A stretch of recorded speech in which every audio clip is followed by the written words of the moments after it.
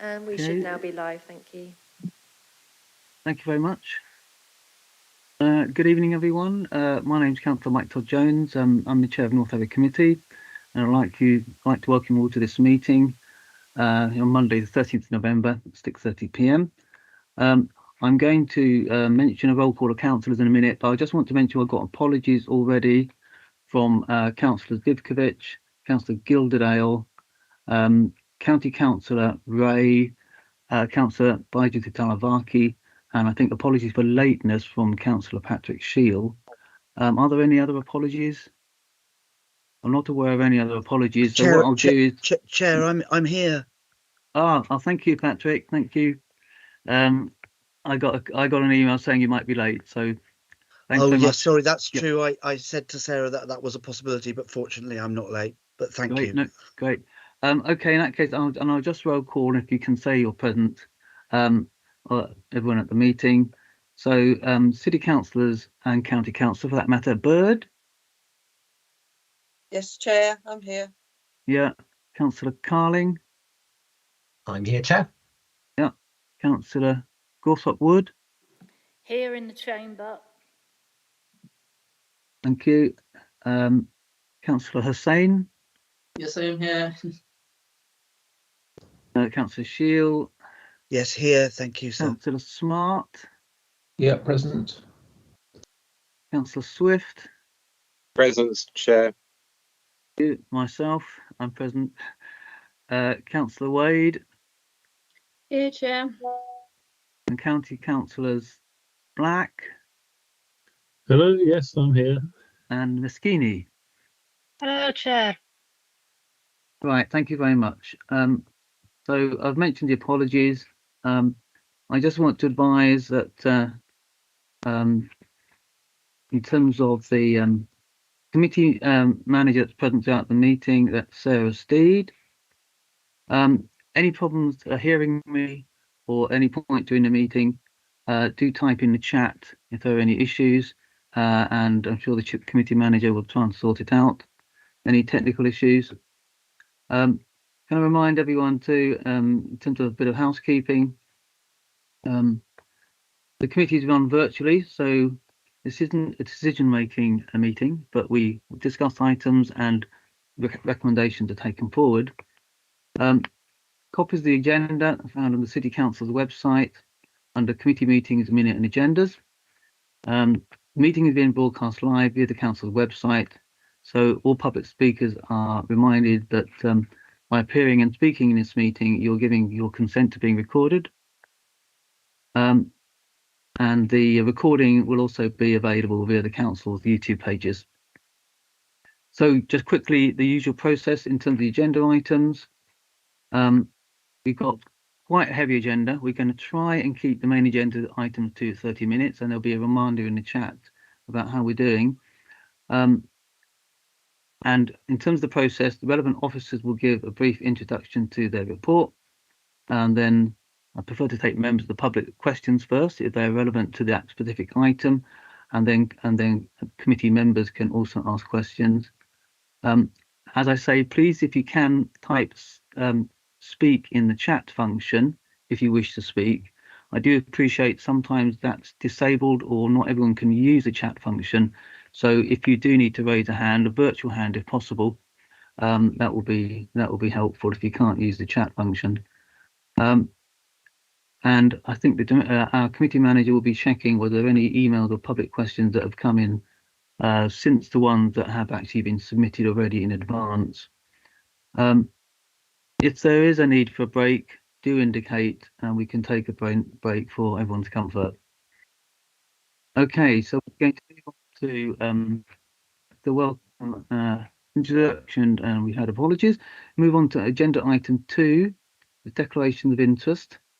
So can you say, have any declaration of interest to point out at this point? Yeah, Councillor Carling. Thank you, Chair. Yes, just on, I think it's item 7, the EIP programme. I'm the executive councillor that will make the final decision on those. So I won't make any comments in this meeting, though I may, if it's necessary, answer any questions that are relevant to me rather than the officers, but I won't make any comments of my own. Thanks. Yep, thank you very much for pointing that out, Councillor Carling. Any other declarations of interest Just remind you that if we come to the item in question and you do think of something in terms of declaration of interest, obviously you can raise it then. Okay, so we'll move on to agenda item 3, which is note to the previous meeting. You should all have those in your agenda pack. Any comments at all on the notes of the previous meeting?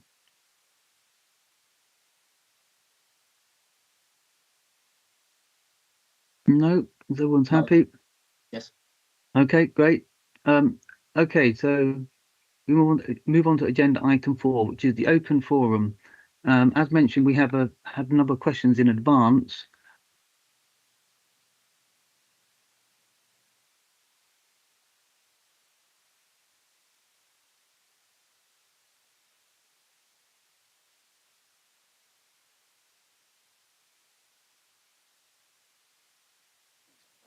I think the chair might have frozen. Oh. Has the chair frozen? I was going to say. If I can I just... can take over in the interim if that's helpful, Sarah, as vice chair until the chair gets back. Thanks, Councillor Carling. If I can just assist at this point. So the questions that have been submitted in advance by members of the public, as far as I'm aware, they all relate to the substantive agenda items. So I think the intention was to take those questions then. I think there might be, sorry, Councillor Carling, I think Lillian has put a note in the chat if we could invite her to speak, if that's okay. Yeah, yep, I'm more than happy to let Lillian make that point now. So Lillian, over to you. You're on mute there, I think.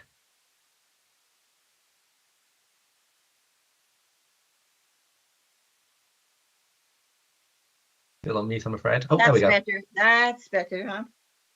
So I would like to announce that for the book about Histon Road, we have written before, Community Remembers Histon Road.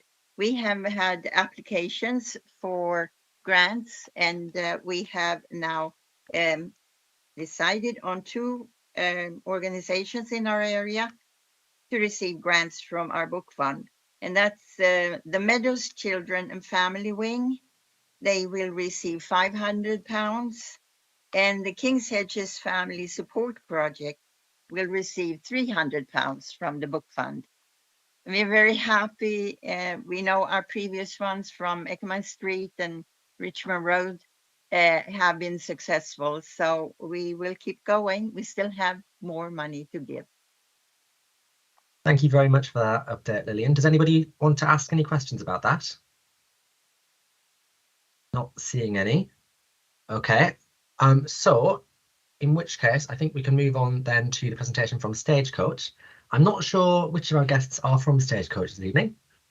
Hi, Councillor Carling. It's myself. I'm David Bowden. I'm the Business Development Director. Thank you very much, David. So do you have a presentation to give us? Or I don't have a formal PowerPoint, no. Councillor Carling. I was just going to sort of talk about the issue that's been raised. Yeah. Am I okay to sort of talk about it? Yes, please do. Yeah. We were asked to come to this evening's meeting to talk about, obviously, Service A and stopping arrangements on Histon Road. And I'd like, if I may, please, just to share with the committee some background to where we are and why we are where we are. Obviously, the busway coming out of COVID, we've done a lot of work to try and build passenger numbers. And basically, we are still only at about 89% of where passengers were pre-COVID. Now, on the A service that comes up Histon Road, it has to be a single-decker bus because of the low bridge just south of the railway station. So we can't use double-decker buses. Now, obviously, we had some challenges with driver availability last year, which we have now largely overcome. And in September, the crucial period in which people, they're going back to college, they need a service. We had challenges last year, so we were determined to try and avoid those challenges this year. Now, operating on the busway, we're proud to do that and proud to be a part of that, but we do have to cover significant additional costs in operating on the busway. It costs, for example, on average about 50p to use a Cambridgeshire County Council bus station, but anything up to £4 for the privilege of using the busway. And what that means in reality is that you can't just simply put another bus on, because you obviously have to then be able to cover the costs of doing that, which are in many cases anything up to a smidgen short of, you know, between 250 and 300,000 pounds. So a lot of money to be able to cover. And obviously with the average sort of revenue received per passenger, that effectively means anything over 150,000 extra new passengers you have to find for each additional bus you put on. So to ensure that we could provide a service to the people who need the capacity the most, which is people of Long Stanton, we had to think creatively about how to do that. And so what we did was to extend the 5s back to start in the morning peak at St Ives, so people could go via Bar Hill. And also we put on the 8A service, which means that Histon Road now has effectively a 15-minute service into the city. Now, in terms of the A stopping on Histon Road, because the A's were full, we were faced with a prolonged period whereby the A's were just not stopping anyway on Histon Road because they were full coming off Orchard Park. Now, there are those people who live on Histon Road who need to access the city and those who need to access Addenbrooks. Where we now have a 15-minute service, and can I say the 8A service has been remarkably successful. In 3.5 to 4 short months, it's grown from 2,500 passengers per month to 7,500 passengers per month, which in the post-COVID world is fairly unique. But with the now being a solid 15-minute service to the city, the need then becomes to try and provide access to Addenbrooks. So therefore, we came up with those people, if you stop at every bus stop, and we have had people say it only takes you a second to stop at a bus stop, and that is true, but every additional minute you put into a service costs extra buses which at the moment are simply completely and utterly unaffordable, whichever mechanism used to run the buses. So, by stopping at every bus stop on Histon Road and boarding people who just want to go into the city, what you do is potentially undermine the service as a whole.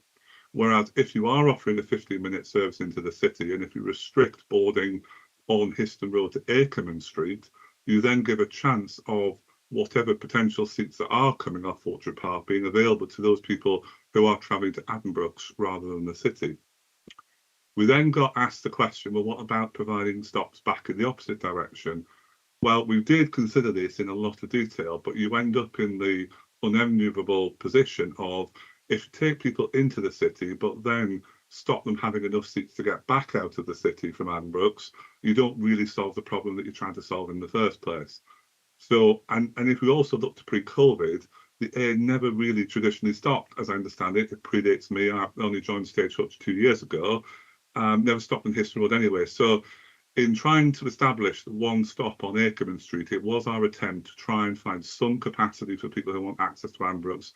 Now, we are truly sorry that it does mean people having to walk down to Akerman Street, but really until, for example, the southern section of the busway reopens, and the southern section has now been closed, and in January will have been closed 2 years, that has had a profound and fundamental impact on the viability of the busway, in that we've had to put 2 extra buses into the cycle to operate the busway purely because we're having to come down Hills Road. So until the busway reopens, we cannot physically put any more buses into the cycle and be able to have a solvent operation on there. So again, truly sorry for the impact it's had of people having to walk to Akerman Street, but it's done in the best of the possible interest to allow Histon Road residents who need Addenbrooks to have a chance of a service. Subsequent to the initial representations we've had, we haven't subsequently had any further representations.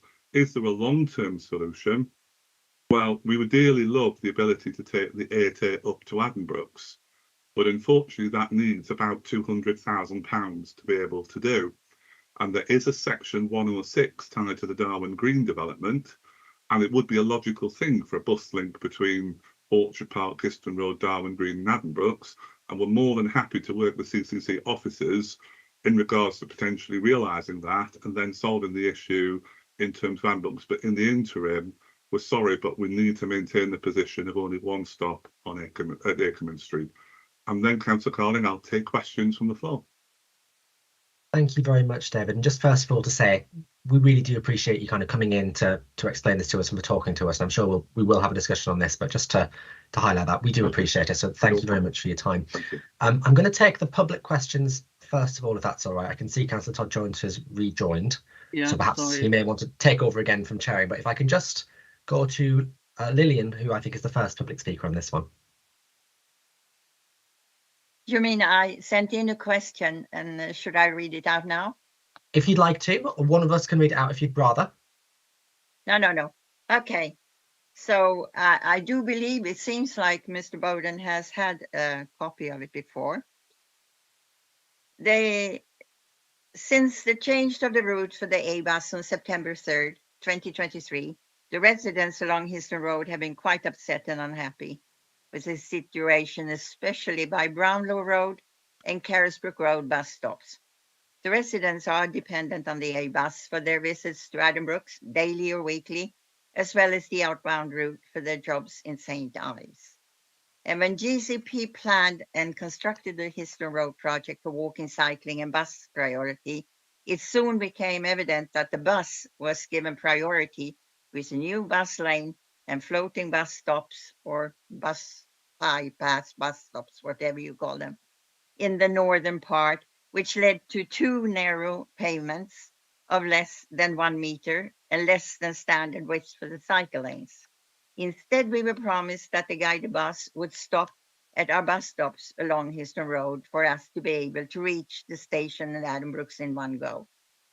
This happened, and for some months we were finally enjoying the long-awaited bus connection. Since then, we have had a very unreliable service.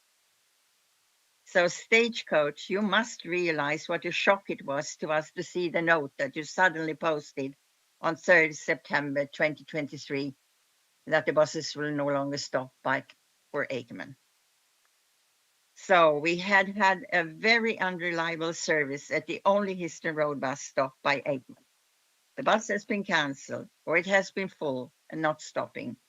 Trying to travel from Jesus Lane in the city outbound, the bus was already full at Jesus Lane and the next one was cancelled.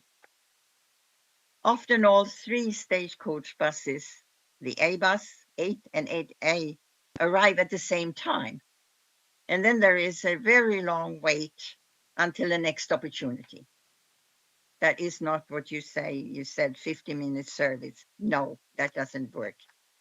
The time information at the bus stop for the A-bus did not work on October 7th at the Akerman Street.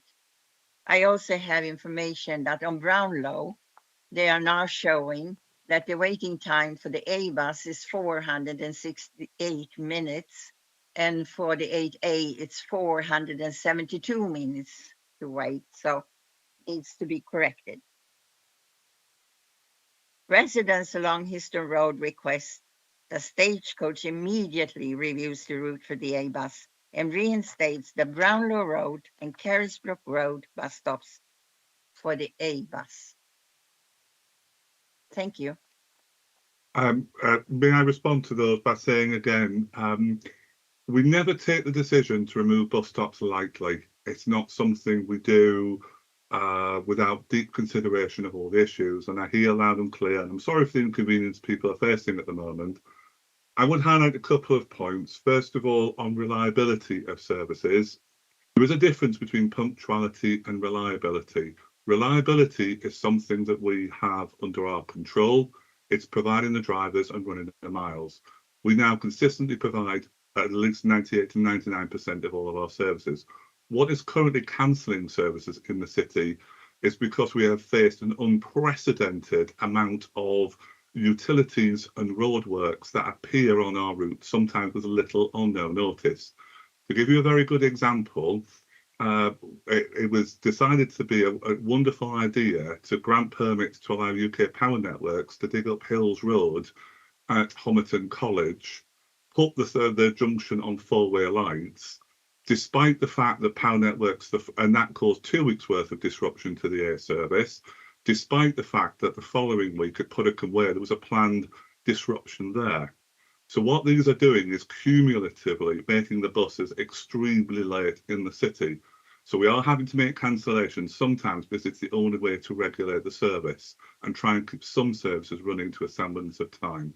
We're truly sorry when we have to cancel them, but sometimes when it is circumstances outside of our control, such as these, such as the lack of cohesive planning in terms of consideration of the impact that these types of things are having on the bus network, that leaves with us challenges.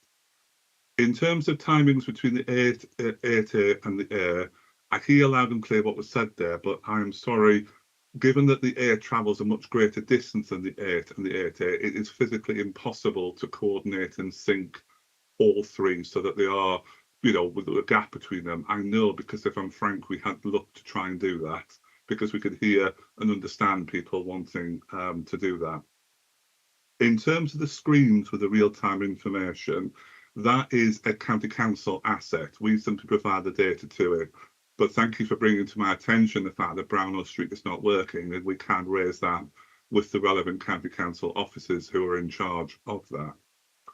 In terms of restoring the service to Brownlow Street, when the busway, the southern section, reopens and we are able to release the vehicles that we've had to put in purely because the buses are going down Hills Road, then we will, of course, re-examine all of the arrangements that we provide in terms of a service.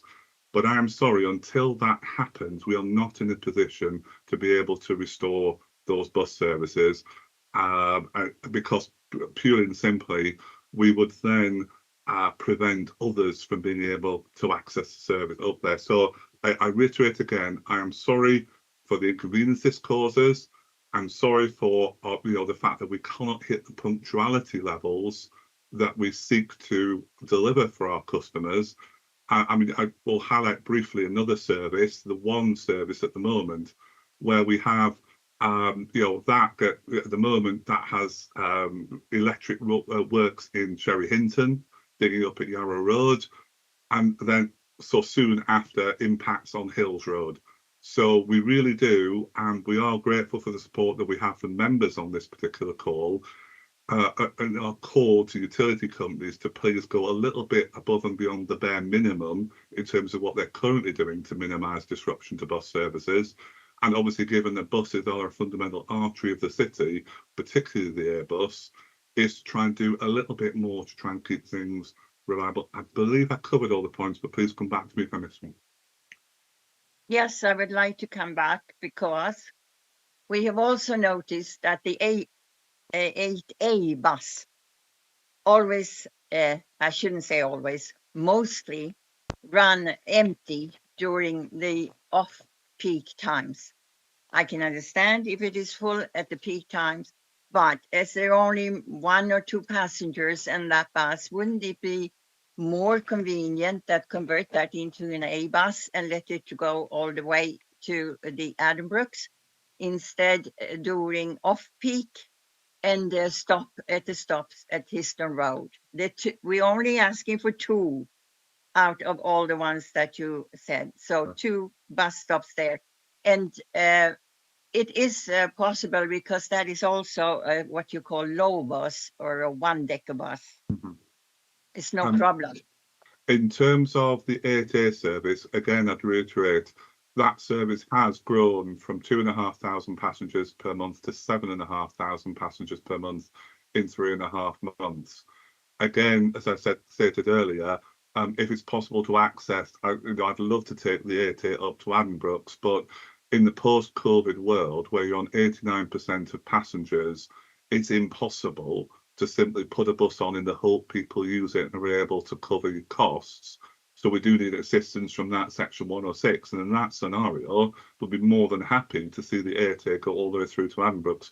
But again, I'm sorry, until that happens, we won't be in a position to be able to do that. Right, thank you very much. It might just one thing. Until that happens, we are talking. What time are you talking about? 1 year, 2 years, 4 years? We do have an aspiration. We hope that Cambridgeshire County Council is able to reopen the busway as soon as possible. As soon as that occurs, then obviously we're able to relook at all our services and talk to all communities about what we can then do with the additional assets we've had to put in. But until that happens, I'm truly sorry, we're not in a position to be able to do anything further, and we're not in a position to be able to reinstate any other bus stops. Right, thank you very much for that. I'm just conscious that the numbers of people wishing to speak are piling up. The next public question is from Emily Hall. I'm not sure if Emily is here with us. I'm not seeing Emily on the call. Chair, In I which might be able case- to read out that question. Yeah, so Yeah. Sarah, if you wouldn't mind just reading that. And Councillor Todd Jones, do you want to take over chairing it from that point? Yes, thank you, Councillor Great. Carling. Sorry, Over to you then, Sarah. I'll read the text that I was given, if that's okay. Thank you. Is there any potential for an increase in frequency for the bus A route during peak times to mitigate against the bus being regularly full and not letting passengers on? A not unusual example from the 9th of November, my son, a Long Road college student, waiting on the Ackerman Street bus stop for the 9:30, 9:50 and 10:10 buses, all of which refused boarding as they were full. That's it, Chair. Again, I would reiterate my apologies to the member public concerned for the inconvenience that caused. Unfortunately, to reiterate that as it costs anything over £280,000 a year to add an additional bus into the service, we have to be able to know that we'll generate the 155 to 160,000 extra passengers to be able to recoup that cost. At the moment, sadly, with departure charges at up to £4 per journey on the busway, we're not in a position to be able to have certainty that we can cover our costs. And in that scenario, I mean, I do stress, I'm using the words covering our costs. I'm not talking about profit. I'm simply talking about being able to pay our bills. So therefore, I have to apologise to the lady concerned and say I'm very sorry. But until the southern section reopens, we will not be in a position to be able to enhance the frequency any further. We have tried where we can to offer duplicate buses on busy journeys where we can, but that is only a sporadic thing when we can. We offer a little bit of enhancement, but a fundamental increase in frequency, I'm sorry, until the reopening of the southern section, that will not be possible. Okay, thank you very much, David. Before I take questions from members, apologies, by the way, to everyone for internet dropping, and thank you, Councillor Carling, for taking over chairing the meeting. Can I just, in terms of kind of themes from public questions that I've received as RP councillor, a couple of them have already been covered in the question from Lillian Rundblad, but basically reiterating, I know you've answered this, David, so I don't expect you to repeat your answer. But the main concerns I've had are requests to reinstate the stop at the north end of Carisbrooke Road near Brownlow Road, Blackhall Road, Chancellors Walk, that community, and also the Hazelwood and Mould Estate opposite in terms of the inbound journeys. But I appreciate you've answered that. The other points that were raised in terms of by a number of people, the general theme was whether the bus A could be continued back through to St Ives and Morrison's and St Ives. And the final kind of key theme that came out of all the queries that have been raised with me was again the possible reinstatement of the City 8 or 8A as a through route without changing in the city centre to the railway station and Addenbrooke. And again, I appreciate you have already kind of answered that at the moment. I think one of the issues that's been raised a lot is that the single-decker buses that come off the busway, I think, are often full and therefore cannot pick up passengers even at the Aikman stop that still remains on the route. So unless there's anything new there you want to respond to, please, if I can share a couple of points. First of all, just to say that ultimately the low bridge south of the railway station means we are forced to only use single-decker buses. If it wasn't for that bridge, we were able to use double-deckers. I think a lot of the challenges would be addressed, if I'm frank, Chair. On St Ives Morrison's, that goes back to our desperate wants to provide more seats on the core part of the busway, which is sort of from St Ives south. When we looked at the passenger numbers going out to St Ives Morrison, it was absolutely minuscule.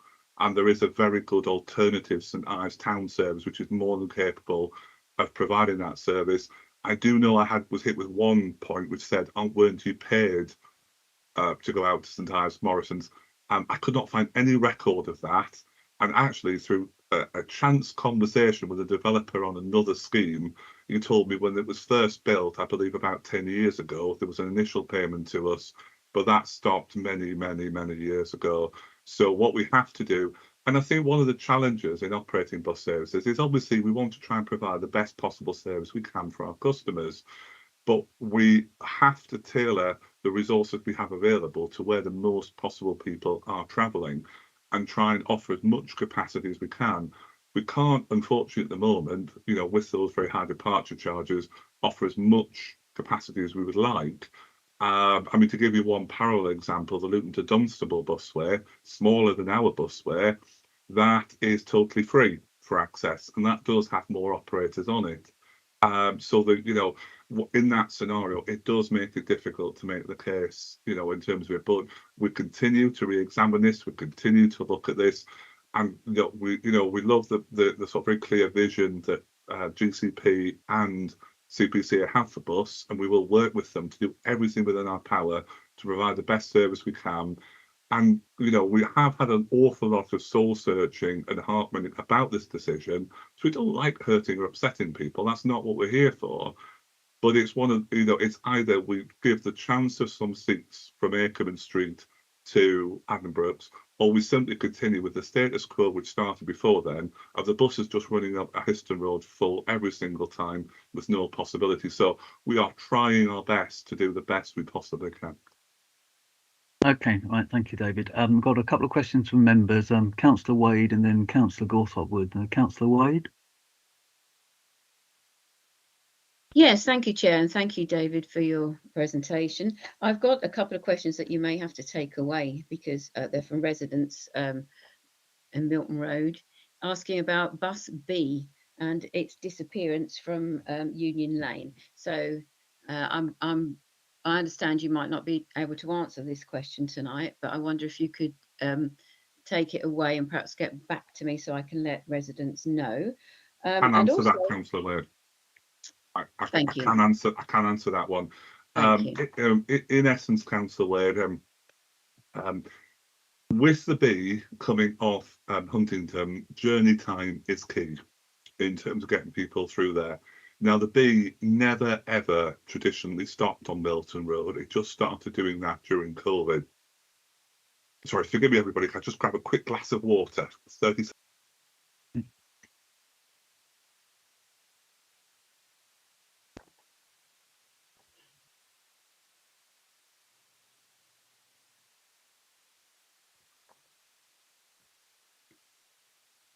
Okay, you all right there, David? Please forgive me for that. It's just a quick Okay, slurp of that's water. all right. That's all right. Carry on. Yes. So when we came to coming out of COVID, you know, there are other services that take people from the city out to Milton Road. And we did have a resident, Councillor Wade, who I think might have been a lady who also emailed me, asking about the railway station and saying that, look, it is a long walk, you know, up to. But I did go back and say that I'm sorry for the walk that is, but obviously the 2 service does link right up to Cambridge North now. And from Milton Road, there are a lot of cut-throughs into Chesterton where the 2 goes through. And obviously the 2 does stop at the Golden Hind. So I did go back and say I was really sorry, but we were not going to reinstate the Bs stopping on Milton Road either, purely because, you know, we have to look at. It's a really, really difficult decision because what you have to do is look at the needs of as many passengers as you could, and sometimes you have to make challenging decisions that upset, you know, some people. So I am sorry for the lady in that position, but that's why, unfortunately, Councillor, we will not be reinstating the bus stops on Milton Road.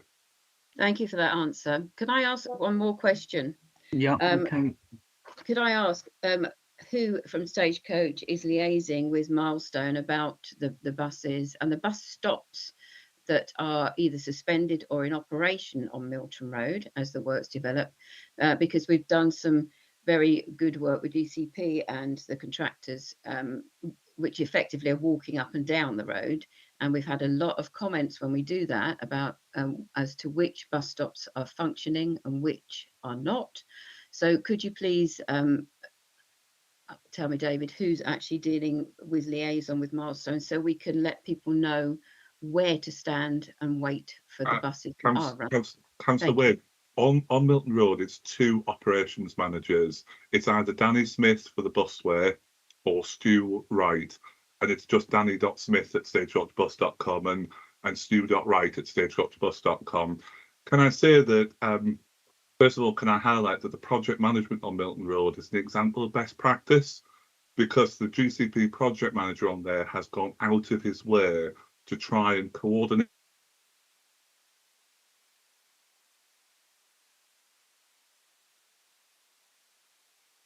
and how it could be done. I will say though, with Milestone, we have had some challenges in that, particularly the bus stop on the corner of Mitcham's Corner at the very bottom of Milton Road, that is in a very dangerous position, and there was not very good clarity from Milestone to either the Cambridgeshire County Council offices as to whether that bus stop was passed and safe. And I will say, Councillor Wade, it was me who stepped in as one of the transport managers of the company and temporarily suspended that stop until somebody clarified that the works were finished and it was safe, because I cannot compromise as a transport manager of the company on safety, and that needs clarity as to whether the works are safe and done. So please, if they could liaise with Stu Wright and Danny Smith, they're able to do that. But again, hopefully more and more public works will follow the example of the GCP project manager on Milton Road.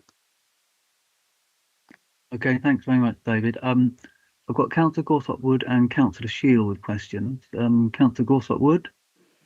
Okay, well, my first question is a very simple one, I think, and it's just to ask clarification about what is meant by the southern section. I then have some questions on the City One, because I am getting quite a lot of complaints about frequency and reliability, where buses are not turning up and elderly people waiting over an hour. I mean, one had a broken leg. One was trying to get to Addenbrooks, so it seems to be increasingly difficult for you to deliver that service, and I'd like to know why. And then my third question, it's a comment really, it would be very useful to see a table of costs per service, cost to run, say the City One, how many passenger numbers, how many passengers you need to run it. And you've given some figures about, the cost of putting in another bus on each, well, this is obviously the service A, but City One, 8A, and and the Histon Road one, the service A, because I like to see things pictorially or as a table. So would it be possible for you to do something like that? Just taking those very good questions in reverse order, I can give, and I have shared with GCP officers some approximate costings, because it's very difficult for us to put exact numbers to the pounds and penny in the public domain, because obviously they're exceptionally commercially sensitive pieces of information. But we do have data sharing agreements with both GCP and CCC. So I'm sure there's something, if we talk to the requisite officers there, we can do on aggregation and things like that. But the figures that I gave are as close to it, pounds and pence. On service and on southern section of the busway, that is the closure between the railway station and Addenbrooks that's been in place since January 2021. And that's to do with the health and safety action and the county council. And that is seriously and fundamentally now hurting the viability of the busway, because obviously a lot of buses are now going down Hills Road and obviously hitting all the traffic. And I thank you for bringing up the issue of City One, which is something that I've done a lot of work on and feel very strongly about. Can I go back to my point earlier about planned roadworks? I actually live on City One route in Cherry Hinton. And the City One is Cambridge's busiest bus route with 150,000 passengers per month travelling on it.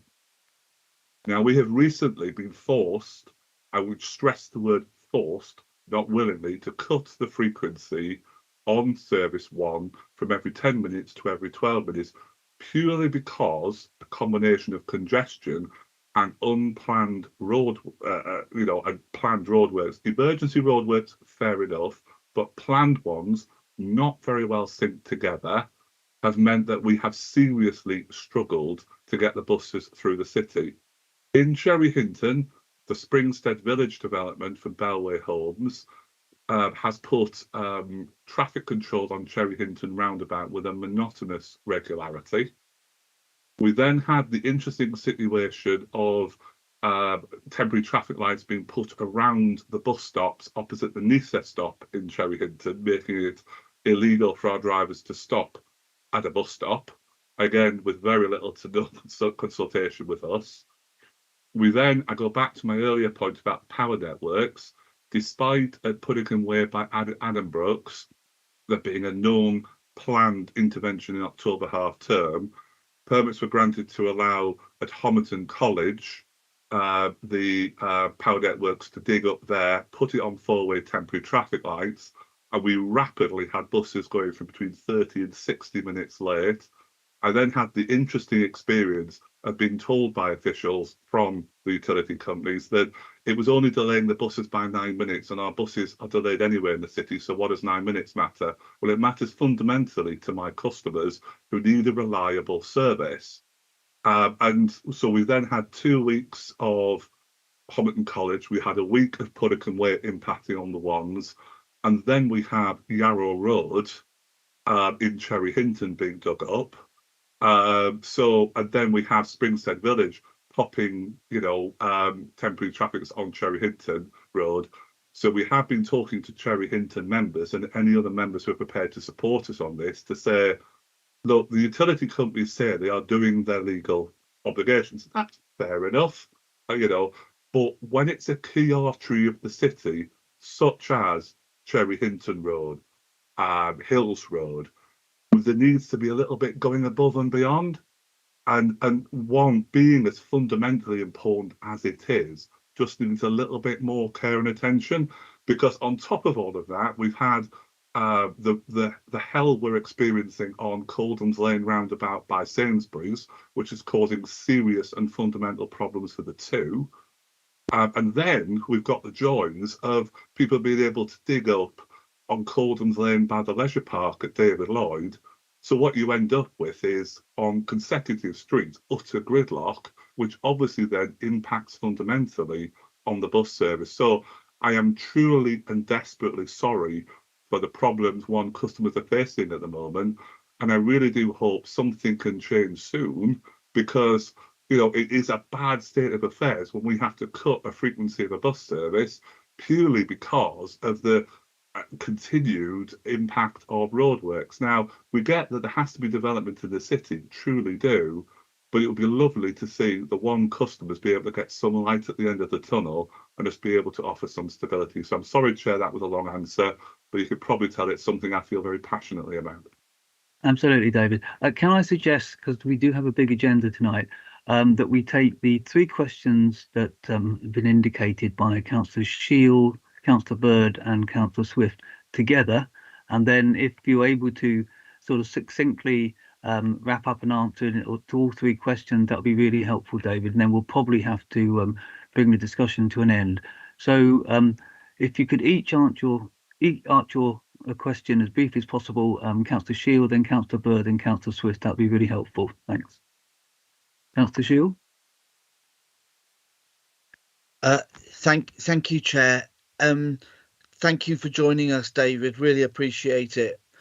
I've had so many emails about Histon Road and the changes to the busway A that it wouldn't be fair to cover them all, but I've chosen just 3 of the ones I've received because they capture points that I think everyone will be interested in, and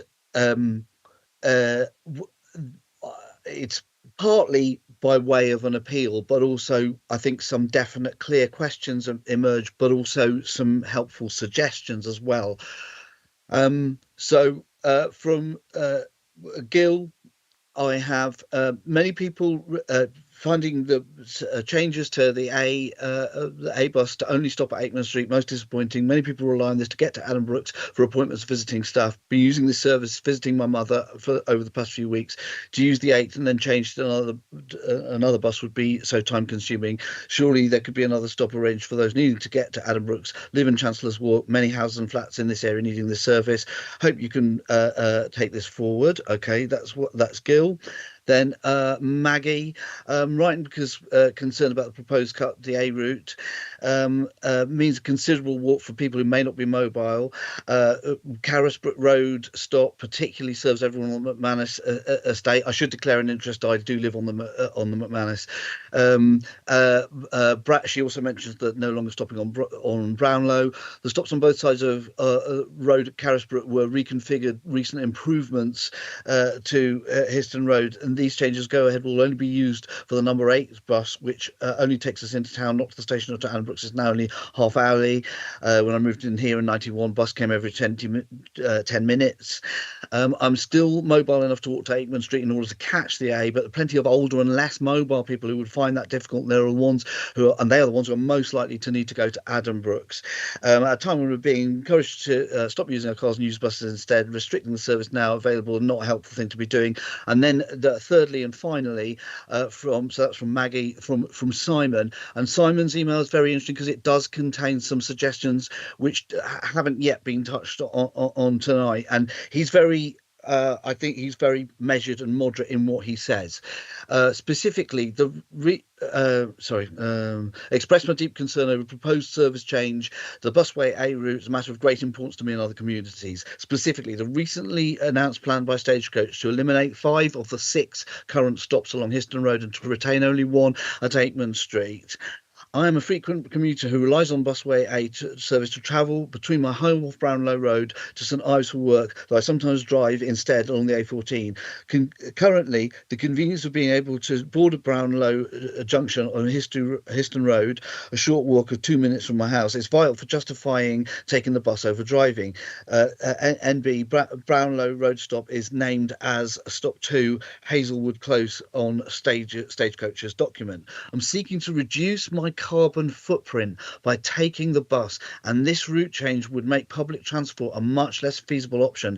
In this way, I'm aligned well with the aims of the City Council and the GCP to reduce congestion in the city. While I understand Stagecoach's intention to improve journey times, I believe that the proposed change disproportionately impacts residents like myself who uses these stops regularly. My journey to the stop would be many times longer, which would just encourage me to drive instead, which I would rather not do. Stagecoach justifies the plan change from 6 to 1 by stops by claiming that the reduction of stops will lead to shorter journey times. However, I wish to emphasize that the delay caused by the additional stops is minimal, as these stops are all request only, so the bus only halts when there are passengers waiting to board or when passengers press the stop button. I appreciate that 6 stops on one road is a lot, but to change to just 1 towards the south end is extreme. I proposed an alternative solution that would strike a balance between journey time optimization and community needs. Instead of eliminating all stops on Histon Road, I suggest that retaining 2 stops towards both ends of the route, firstly Hazelwood Close and Brownlow Road north and Aikman Street for the south, would provide a more practical compromise.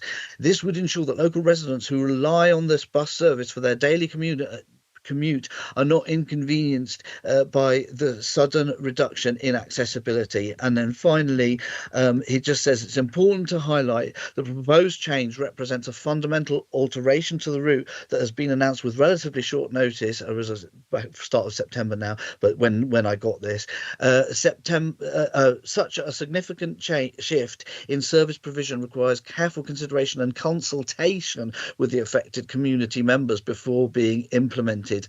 And you see that what's in my mind, David, when I read that is it's someone trying to do the right thing, trying to be helpful, trying to meet you guys halfway, and not just saying no, outrageous. He's sort of trying to think of other ways, as I think all three people are doing. These are not troublemakers. These are people who really need these buses and really love these buses. And the thing is that although that last email mentions the word inconvenience a lot of the time, I think it's more than inconvenience. I think Maggie's email, when she mentions the elderly people on the McManus estate, it's more like a lifeline type thing than a convenience thing.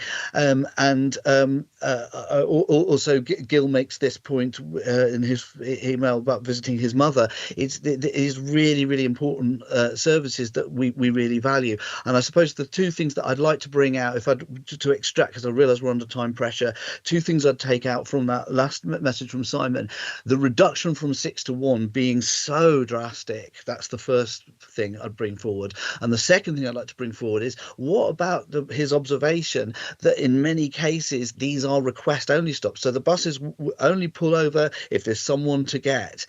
And I think that's if you could speak to those points, I'd be so grateful. And if I could just have one question of my own, unrelated to this but more to do with information, question of my own, although it has come to me from residents speaking over the course of the year, with the information that we see on the electronic boards, is that actually wired in to a central Stagecoach brain so that it reflects the latest news, or is it more like an electronic version of the timetable?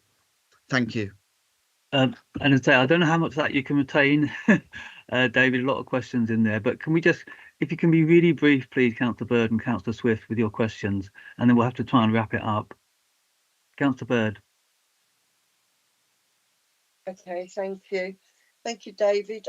You've sort of answered some of my question, David, about the number 2, with all the problems down near Sainsbury's. I have to agree with you. It's ridiculous how many roadworks there is at the moment in Cambridge.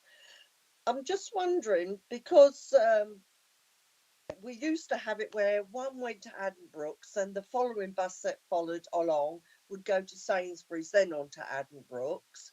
I wonder if there's any way you could do that. That may help a bit of the pressure on the number 2. My other question is, with the new buses, they're great, I've got to say. They're always full. Number 2's always full, as you probably know yourself. And you've now got 2 areas for wheelchairs, which is great. But one of the areas needs a marking on the floor, which shows a wheelchair. That's the one as you go in the bus on the right-hand side. I wonder if that could possibly be done. And yeah, I use the buses all the time, and I do get angry because the buses suddenly don't turn up. I'm looking at my app, it's there 1 minute, then it's gone. I don't know where it's gone to. Okay. And that is a big worry, especially over firework night. A lot of buses got cancelled. All right. Thanks, thank Councillor Bird. If you can retain those couple of questions there, Dave, I think you've been making notes. And Councillor Swift. Oh, thanks. Thanks, David, for your all of your answers to all of these many questions. I would like to ask a question on behalf of a local resident. And they would like to know the total payout that Stagecoach made to shareholders last year, please.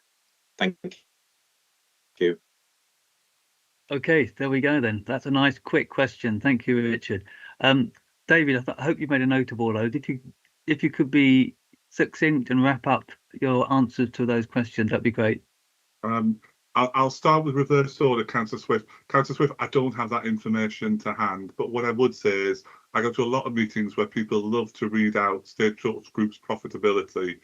I do then signpost them to the fact that we are CANBUS limited. All 18 Stagecoach opcos have to stand on their own 2 feet. And basically that we've made record levels of investment. And certainly one statistic my MD shared was that in terms of the retained money within our company, Obviously, with all the new buses we've bought, we've reinvested roughly about 80+% of that. So I'm sorry, Councillor Swift, I generally do not have that information to hand, if I'm frank, but it is a matter of public record, which I'm sure if anyone wants to pull CAN-Bus Limited's accounts and also Stage Road Group's accounts, they would be able to find out for them. So apologies, I don't have that to hand. In terms of Councillor Shield, Councillor Swift, it's a matter of public record in our publicly issued accounts. So I'd reference the customer to please just simply go on gov.uk and pull that information from our published accounts, which is obviously something a matter of public record. Thank you, David. And Councillor Bird's questions? And Councillor, well, can I please pick up Councillor Shields first? Okay, sure. Councillor Shield, the resident who emailed you also emailed me, and when I said that we had considered fully, it was actually his representation that we looked at, and I went back to him in quite some detail and said, first of all, in terms of whether a stop is request or otherwise, you still have to factor into the journey time for the potential to stop there. So the request or otherwise is irrelevant really in terms of calculating your journey time and working out how many buses you need to operate the service. I also Googled mapped and shared with that resident, whereas I was sorry he had a walk of 2 minutes, that's now gone to 10 minutes to be able to access Akerman Street. I was sorry for the inconvenience, and I hoped he would continue to maintain, reduction of carbon footprint. But basically it was an increase of about 8 minutes on his walk. And in terms of a lifeline, Councillor Shield, I would reiterate that nobody takes a decision like this lightly. But the simple truth was, before we took this particular scenario, the significant numbers of Airbuses were just simply running up Histon Road full and not stopping anywhere because they're full coming off Orchard Park. All we tried to do is be honest with residents, and rather than continue to say, yes, we observe every stop and no one ever have a chance of ever getting on to Addenbrooke's, is to try and be honest and say, look, if we keep it to Akerman Street, then at least there is a chance people will get to access. So we'd never ever make life difficult for people for the sake of it. That's not in our DNA. We like to make things easier for people. So we've just tried to be honest. Councillor Bird, on the twos, would love to talk to you offline about the twos, because the continued ongoing, never-ending roadworks on Coldham's Lane roundabout by Sainsbury's is forcing us to look at something very radical to try and keep the twos running punctually.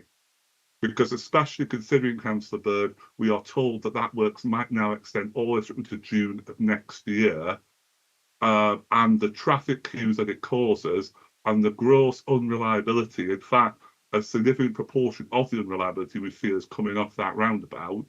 We may have to do something fairly radical we do not want to do, because we are not getting anywhere on the issue of that particular roundabout. So if it's possible, Councillor Bird, for you to please make contact with me offline, I'd really like to talk to you about that in some more depth. I think, Chair, that was all the questions. If there's any final ones, I'll... No, that's very, very helpful. Thank you, David. We'll have to wrap it up there. As I say, we've got quite a lot more agenda items to get through. But there's a couple of things I do want to mention, and that is whether there are possible options in terms of trying to provide some more assistance in terms of the routes for in terms of what Stagecoach are trying to do. I know that S106 funding from Darwin Green is something that has been looked at, the possibility, and can look at that again. And also the Combined Authority Transport and Infrastructure Committee is somewhere where I can take some of these issues and to see if I can get some kind of leverage with them as well. So the key message I think that's come away, certainly as an RB councillor and specific on Histon Road, is whether in any way that just one more of those 6 stops, I know we've got one left at Aitman Street, but at the northern end of Histon Road, whether there's any way that could possibly be reinstated, because that's probably 99% of the emails I've received, like Councillor Shield and my other RB councillor colleagues. But if you can Yeah. take that away, that's really Yeah, that would be really great. fantastic if you could take And, that away. That just that one thing would be brilliant. Just Yeah. Chair, focus I'll on be that. honest, until the southern section reopens, we will not be able to make any further amendments. Okay. We need that, we'll be able to free up the buses to do that. And I would say to all the members on the call, we do run behind the bus sessions where we invite councillors to come to Cowley Road to meet Darren, my MD, myself and the other directors, and we talk in detail about things like roadworks, etc. If there's any of the councillors on this call who would like to join that, please let me know. I've dropped my email into the chat. It's just one, Okay. just one stop, just one Sorry. stop. Just put back one. Just put Yeah, back I that think one. I think that One at the message north, is, one at the south. It's No, not a lot I'm to sorry, ask. Councillor Shield. Yeah. Until the southern section reopens, we're not in a position to do that, I'm afraid. I'm sorry.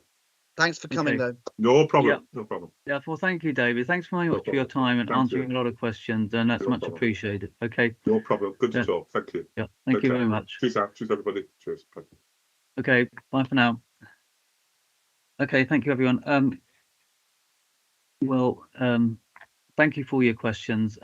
Did expect quite a sort of intense item on questions of Stagecoach, but I think we got a bit of a picture too about how difficult it is with the road network at the moment as well. If we can move on then to item 6, the policing and safer neighbourhoods item, and we have Sergeant Alice Jeffrey and Sarah Steggles, a harm and reduction ASB team, to introduce the report. If you could, I think, I don't know who's going to go first. Is it Sergeant Jeffrey? But if you could introduce the item, and then we'll have questions on the policing and safer neighbourhood report. Thank you. Good afternoon, everyone. Thank you, Chair. Right, I will jump right into the report and give an update with regards to the identified areas of concern. So the 4 areas identified around street-based drug dealing, including cuckooing, ASB and dangerous driving across the north, cycle crime, and youth and knife crime. So street-based drug dealing. So our objective is obviously to tackle this as well as cuckooing. Our action taken. So since the last meeting, the neighbourhood support team do continue to specifically target county lines across the city. So they are the team that are specifically dedicated to tackle that criminality. We continue to hold days of action, utilising plainclothes patrols, which generates a number of stop searches, intelligence reports, as well as arrests. The current situation. So tackling drug dealing county lines does remain a priority for us. We continue to work at a local level and have several recent successes tackling street-based drug dealing. We regularly hold patrols and utilise different tactics such as plainclothes patrols, patrolling in unmarked vehicles, as well as patrolling on bicycles. Over the last few months, officers have put in well over 50 kilometres each out on the bikes, leading to successful arrests, stop searches and intelligence gathering. You may have noticed on our social media pages where we do highlight some of these arrests and the work we do out on the bicycles. We're also in the process of setting up specialist point of contacts within the team, specifically to review partnership referrals, incidents and intelligence around cuckooing to help target that. And our lead officer for the North is PC Lloyd. ASB and dangerous driving. So obviously our objective is to tackle both of those things. Operation Staple, again, remains the North City team's response to vehicle-based antisocial and dangerous driving. So we continue to target that, and people who drive without insurance, people who speed during days of action. So in June, July, August and October, we carried out more than 70 hours of patrol time specifically targeting this. And since June, it's resulted in 2 stolen vehicles seized, arrests for drug driving, tickets for various driving offences, including use of mobile phones, not wearing seatbelts, not securing children correctly, driving whilst disqualified, careless and inconsiderate driving are just a few of the highlights. And we've also conducted speed checks along Gilbert Road, where 2 people were reported for driving in excess speed. So current situation. Also, we have further developed Op Propulsion. So I mentioned that in our last meeting where it was sort of in its infancy. So it's now in its educational phase, and it's about stopping and engaging those on e-scooters whilst out in the community. So we have dedicated weekly patrols every Tuesday and Thursday, where currently our plan is we provide words of advice to riders, so it's just in the educational phase. And our officer who heads up that is PC Yep. Cycle crime. So we still continue to target cycle crime in the city. OPCON is the Cambridge City response to cycle crime, tackling all sorts of aspects from education to enforcement. And there have been many successful cycle marking events that have taken place in the last 6 months. The action we take really has not changed since June. It's down to the success of OPCON, essentially. And we highlight that quite a lot on our social media pages. So as well as targeting prolific cycle thieves and handlers, we conduct multi-agency work with organisations such as CamCycle, where we are successfully reuniting owners with their bikes and prosecuting the offenders. And our lead officer for that is PC Tyndall. Our next objective is around youth and knife crime. So our objective is to tackle this. Action taken. So in the last meeting, again, Operation Guardian was kind of in its infancy. It was early stages, but it's a citywide policing plan to tackle habitual knife carriers in Cambridge City. So it consists of an outlined multifactorial approach through target hardening, engaging with identified individuals, school engagement and engagement with youth services. So subjects are identified and they get graded according to risk. So you get cohorts of significant, moderate or emerging. And there is now a minimum set of standards for each cohort, which involves varying degrees of intrusiveness. So obviously significant, if you're in a significant category, it's going to be the most intrusive, where you receive bi-monthly engagement from police. So we might engage with you at home or at school, or if they use it might be at school.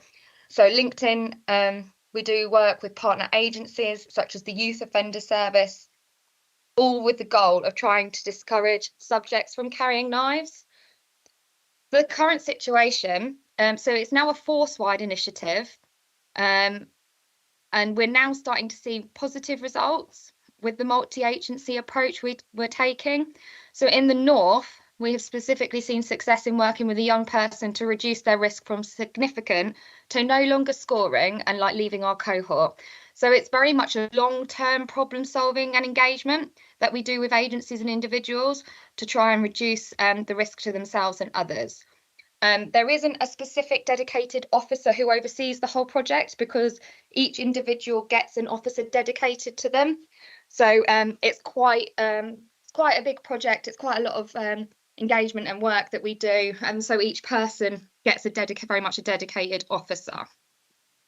And that is the update for the 4 areas from me. I don't know if you want to go on to Sarah next. Yep, thank you very much, Sergeant Jeffrey. Sarah, do you want to add to that? Do you just want me to update what's in the report with regards to what we've been working on, the City Council? Yep. Yeah. Anything? Okay, Yeah. so in relation to the CAMS Against County Limes project, which is looking at providing some educational materials for young people, the team are now working on the creation of a Key Stage 2 video for the primary age group to sort of raise awareness of county lines and what that actually means.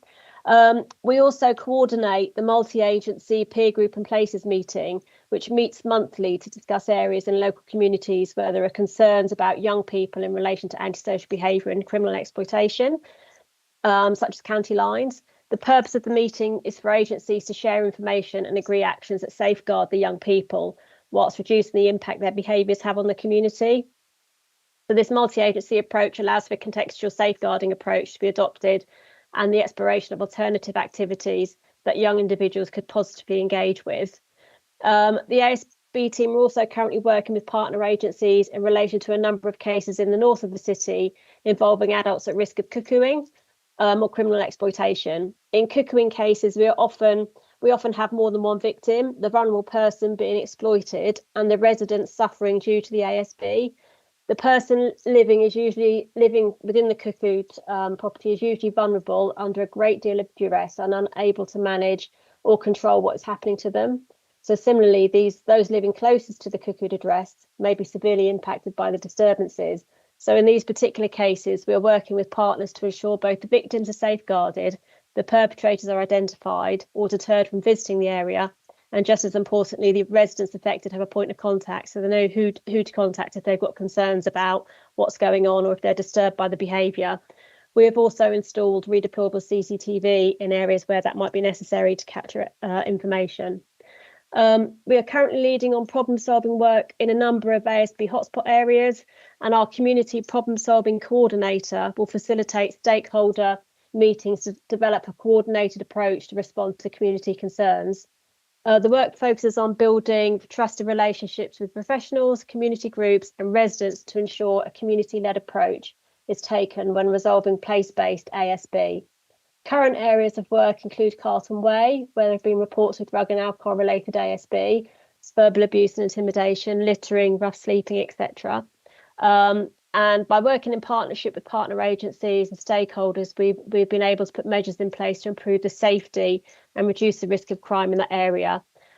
This includes licensing checks on premises, installing redeployable CCTV, securing bin stores and trade waste, arranging litter picks through the community payback scheme. And we also carried out letter drops to encourage reporting and linked in with support services in relation to the concerns of rough sleeping. So, and as a part of the ongoing cycle crime prevention work and the Save Our Cycles campaign, which encourages the public to register the bike on bikeregister.com, the Police and Crime Commissioner's Office and Cambridge City Council funded cycle marking kits and CAM cycles, Save Our Cycle campaign leaflet has continued to be promoted and used at bike marking events across the city. That's our update. Thank you. Thanks very much, Sarah. That's great. We have one public question, which I think the committee manager is going to read out regarding Histon Road Rec. Thanks, Chair. So this says, regarding drug dealing in the area, what action is being taken specifically to address frequent and persistent drug dealing in Histon Road Recreation Ground? The same individual can be seen on an almost daily basis dealing drugs next to the children's play area. I've personally submitted 8 reports of witnessing this activity in the last few weeks alone. I no longer feel safe taking my children to the park. That's it, Chair. Thank you. Sergeant Jeffrey or Sarah? Is it Sergeant Jeffrey? Would you want to answer this? Yes, Chair, thank you. Yeah, so I did receive that prior to the meeting. So what I have done is we've one of my officers has reached out and spoken to that person. And what I did was, upon getting that information, I realised there was an issue with that information coming to us. It was getting reported, but it wasn't being quite converted into the information getting to the right team. Because obviously we are really keen to get that information and we use it to then specifically target Histon Road. So that information is actually really valuable to us. So now we have managed to get in touch and identified what the issue was. We'll be able to use that. But in terms of what we have done, Histon Road was one of the areas that we've been out patrolling on bicycles. And we have been down, Histon Road Rec specifically, and we have been out on Histon Road as well. We very much do target those areas. It might have just been that, unfortunately, at the minute we had been missing that key information, which I think we've now reunited about what times, locations, descriptions. Right. Thank you very much, Sergeant Jeffrey. That's I'm glad to hear that there's been sort of more direct and proactive work, particularly with the resident concern. Okay, so some questions from members. I've got Councillor Bird, then Councillor Wade. Maybe I can take both your questions, one after the other, and then Sergeant Jeffrey or Sarah Steggles can reply. Councillor Bird first. Okay, thank you. Councillor, Sergeant Jeffreys. I've got a couple of issues. The first one is the motorbikes running down Green End Road. We know who the bikes are. Sorry, my light's gone out for some reason. They come from Fallowfields. One bike comes from Fallowfields and one comes from Kendall Way. They meet up and then they're up and down till the early hours of the morning. I don't know if anything's been done about that or if you've heard any more about it. And again, it's drug dealing as well in East Chesterton. There's many areas in East Chesterton, around Dundee Close, around the Brownsfield area, also in Bramblefields. And I don't know if you've been going along or get any other reports on that. Thank you. Okay, thank you, Councillor Bird. And Councillor Wade? Yes, to Sergeant Jeffrey. Thank you, Chair. I note that PC Lloyd is going to be heading up the specialist point of contacts around cuckooing, which is great news. Do you have any idea of when that specialist point of contact is actually going to start? Thank you. And very quickly, Sergeant Jeffrey, I've got one other speaker at the moment, Councillor Gorsott Wood. If you hopefully you've taken notes on the first couple of questions. Councillor Gorsott Wood. Yes, thank you. On the knife crime and youth work, I just wanted to check that you had sufficient officers covering that. And then on letter drops, where has that been done? Because this is the first I've heard of it. I'm not aware of letter drops being sent to people in King's Hedges. I'd like to encourage as well both the police and our community safety officers and antisocial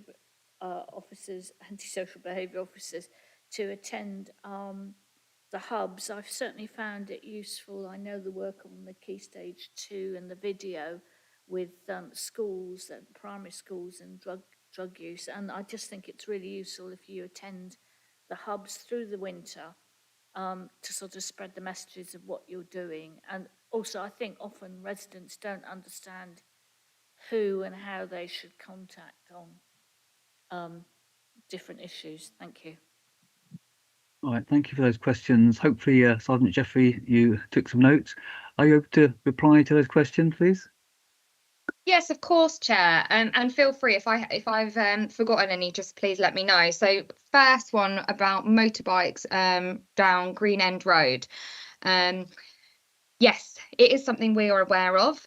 We have started to do some work down Kendall Way in relation to this, in trying to deal with the people who are doing this behaviour.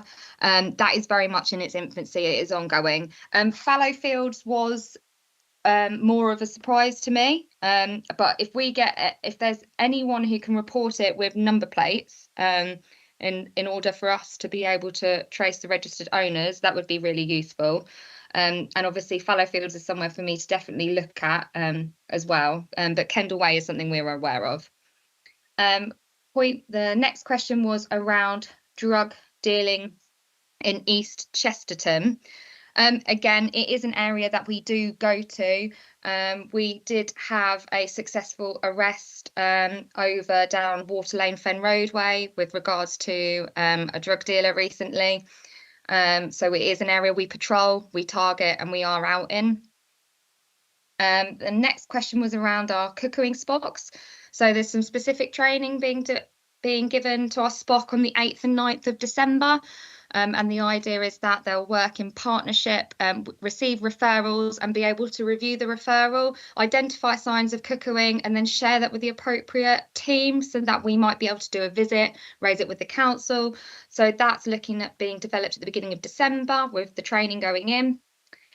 With regards to knife crime, youth work and enough officers, I would always love more officers.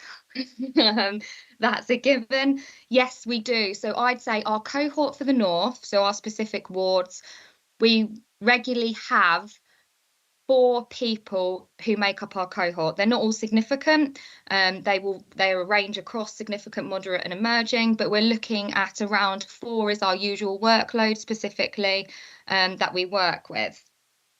And then the 5th question around, you might have to repeat it for me, please forgive me, around letter drop and the hubs. Can you just repeat that around the letter drop and the hubs?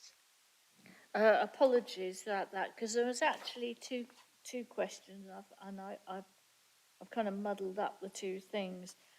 First of all, I understand that where you've got, is it hotspots? Yeah, I think this is in Sarah Steggall's remit, but letter drops in areas to explain who to contact.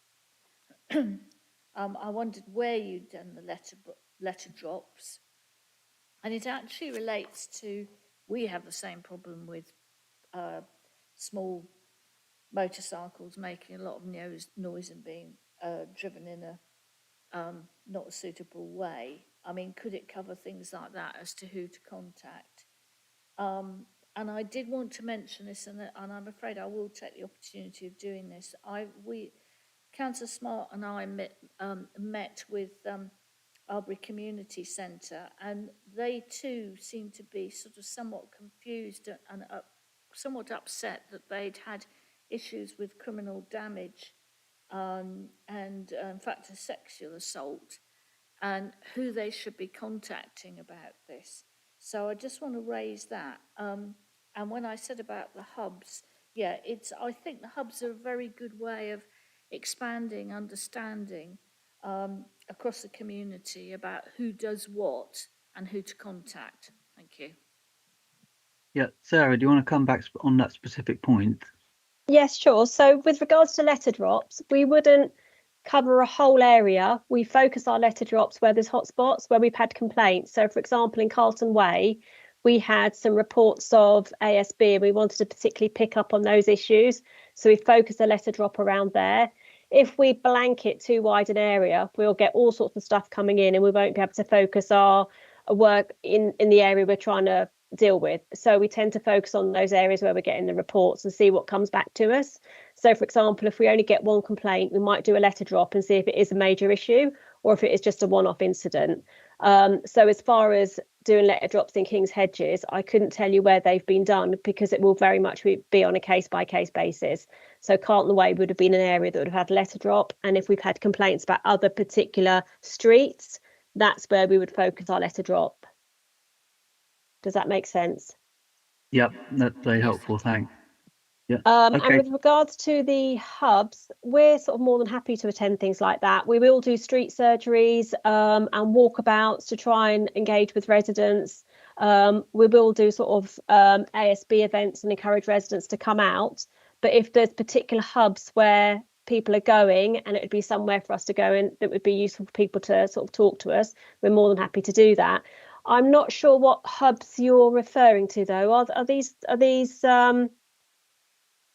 like the warm hubs or particular? Because lots of things are called hubs now. So, but community engagement events, we're more than happy to go along to and talk to residents. And if they've got concerns, we're more than happy to attend meetings to discuss how they report. We do put information in Insight and Cambridge Matters about how to report. And if we go to groups and stuff, we give out information as well. But yeah, it can be confusing for people knowing who to report to when. But with regards to things like criminal damage, sexual assault and things like that, it would always be to the police. Because obviously as an ASB service, we can't go out and reactively respond to that. We can take the information and share it, but we wouldn't be investigating that. So criminal matters would always be for the police, and then we'll work together where there's associated ASB. Thanks very much, Sarah. We need to wrap up this item if you can by 8 o'clock. I've got two more questions. They'll have to be the last two questions. Councillor Swift and Councillor Shields. Councillor Swift. Thanks, Chair. This is probably for Sergeant Jeffrey, but it might be for Sarah Stiggles. It's about speeding on Gilbert Road. There seems to be a sort of renewed spate of speeding.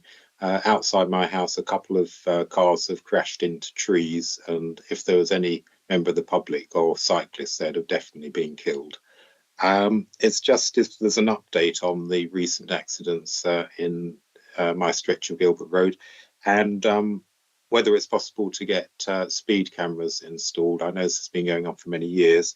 I've been in contact with Jay Hustler in the GCP about raised tables and junctions and things, but I just wondered if there's an update on speeding in places like Gilbert Road. Thank you. Okay, and can we take the question from Councillor Shield now? Councillor Shield. Thank you, Chair, and thank you, Alice, and thank you, Sarah. It's a question to do with traffic regulation order enforcement. But by the way, I should just say thank you so much for the report. It's really helpful, very useful reading and information. And thank you for your verbal update, Sarah. I just wanted to say about traffic regulation orders. Is there scope is their actual capacity for enforcing them, because I have had a lot of inquiries and questions from Garden Walk residents who are concerned that it's being ignored, and it took a while for them to get it in place, and now that it's been in place, it's supposed to be access only. The road is supposed to be access only for people visiting residents along Garden Walk. I realise it's probably quite a difficult thing to monitor and control, and I think the residents also realise that it's not easy to monitor and control, but I know that there are some dedicated people who have been actually monitoring themselves, and are amassing information about it. So that's the TRO about the use of Garden Walk. And then my other question is sort of relates to what Jerry has raised, what Councillor Bird has raised about motorcycles. Frequently I get inquiries about the aggressively driven motorcycles, so very, very loud, maybe with sort of silencers removed or something, making a tremendous racket, and especially near St Giles Church, that seems to be a place where maybe one or two particular individuals are just tearing down there with like some deafening racket. It's not, I understand and accept that some of the other things that you've been discussing this evening are have to be priority, and they're part of the agreed priorities, and what I'm raising here maybe doesn't quite, I suppose it could come under antisocial driving in a way, and I suppose to be fair, you do know they're coming when they're coming. So those the really loud motorcycles causing disturbance, that was one thing, and often without number plates. Sorry, I should have said. And often these motorcycles don't have number plates. Is there anything we can do? I don't know. So yeah, traffic regulation order, can we enforce? Do you have the capacity to enforce? Is there anything that we can do to help you in terms of the support and monitoring? And yeah, similar to Councillor Bird, what can we do about the antisocial noisy motorcycles? Thank you very much. Yeah, thank you, Councillor Shield. Those couple of questions then from Councillor Shield and Councillor Swift. We'll have to wrap it up with these two questions, but can we have a response? Sergeant Jeffrey, Sarah Steggles, if it's appropriate. Yeah, of course. If I can, I'll address Councillor Shield's question, because I have gone away and looked into the traffic regulation order. So I reached out to a colleague who's the traffic management officer for Cambridgeshire, and yes, it kept the TRO. It's at the top of Bateson Road, isn't it? That's right. Yes. Yeah, the except for access. Yes. So the TRO came into effect. It was dated back from 1994, and I think what was particularly interesting about thinking about this problem is it's got to be sustainable and it's actually got to have an impact. So technically it is a traffic sign that could realistically be enforced with a tour. Obviously there are specific conditions for access, so you'd have to potentially catch them driving in, follow them all the way in, follow them out, and then after if they haven't stopped anywhere, then stop them and ask them what the purpose of their travelling was through that road, which potentially isn't going to yield many stops in a day, because if I've only got a finite number of officers to do that. But what he did speak to me about, which actually I thought was a much more sustainable way to move forward, is that the Cambridgeshire County Council are adopting an amendment to Part 6 of the Traffic Management Act in 2004. And by use of an ANPR camera, you could actually monitor that sign by using an ANPR camera, which obviously is much more sustainable and would last and likely be able to enforce it in a better way than we would. So that's something to potentially bring up. You'd obviously then have to create a list for the residents who are able to obviously attend there, and the council would also require an identified issue at the location. Now that might be the other hindering the stumbling block, because obviously I've then had a look at over the last 3 years calls for service, and road traffic collisions. So in the last 3 years, there has only been 3 junction RTCs on Bateson Road, all of which were non-injury. So were damaged only RTCs. So whilst I think potentially there's a consideration to raise it with the county council about managing that sign with the use of an ANPR camera, which they would be able to do due to this adoption of Part 6 of the Traffic Management Act, and potentially there might be a hindrance to that suggestion because you'd need to identify the issue, and statistically the issue wouldn't be when I've looked at our records, isn't represented there, if that makes sense. Thanks, Alice. RTC, is that road traffic collision? Traffic collision. Yeah. Sorry. Okay, look, that's fair. I'll take that back to the ward residents and we'll talk about it more. But thank you. And it's AMP. Sorry, what? Could you say it again? So automatic number plate recognition. Right. It's Part 6 of the Traffic Management Act 2004. They're adopting an amendment which would then be able to use ANPR cameras to enforce, because it's about how can we long-term sustainably and put to good use enforcing that traffic sign. And if you've got a camera that's monitoring the cars, that would then automatically issue tickets to those that are just passing through versus delivering and have legitimate purposes, that would potentially be a good way of doing it. Thanks, Alice.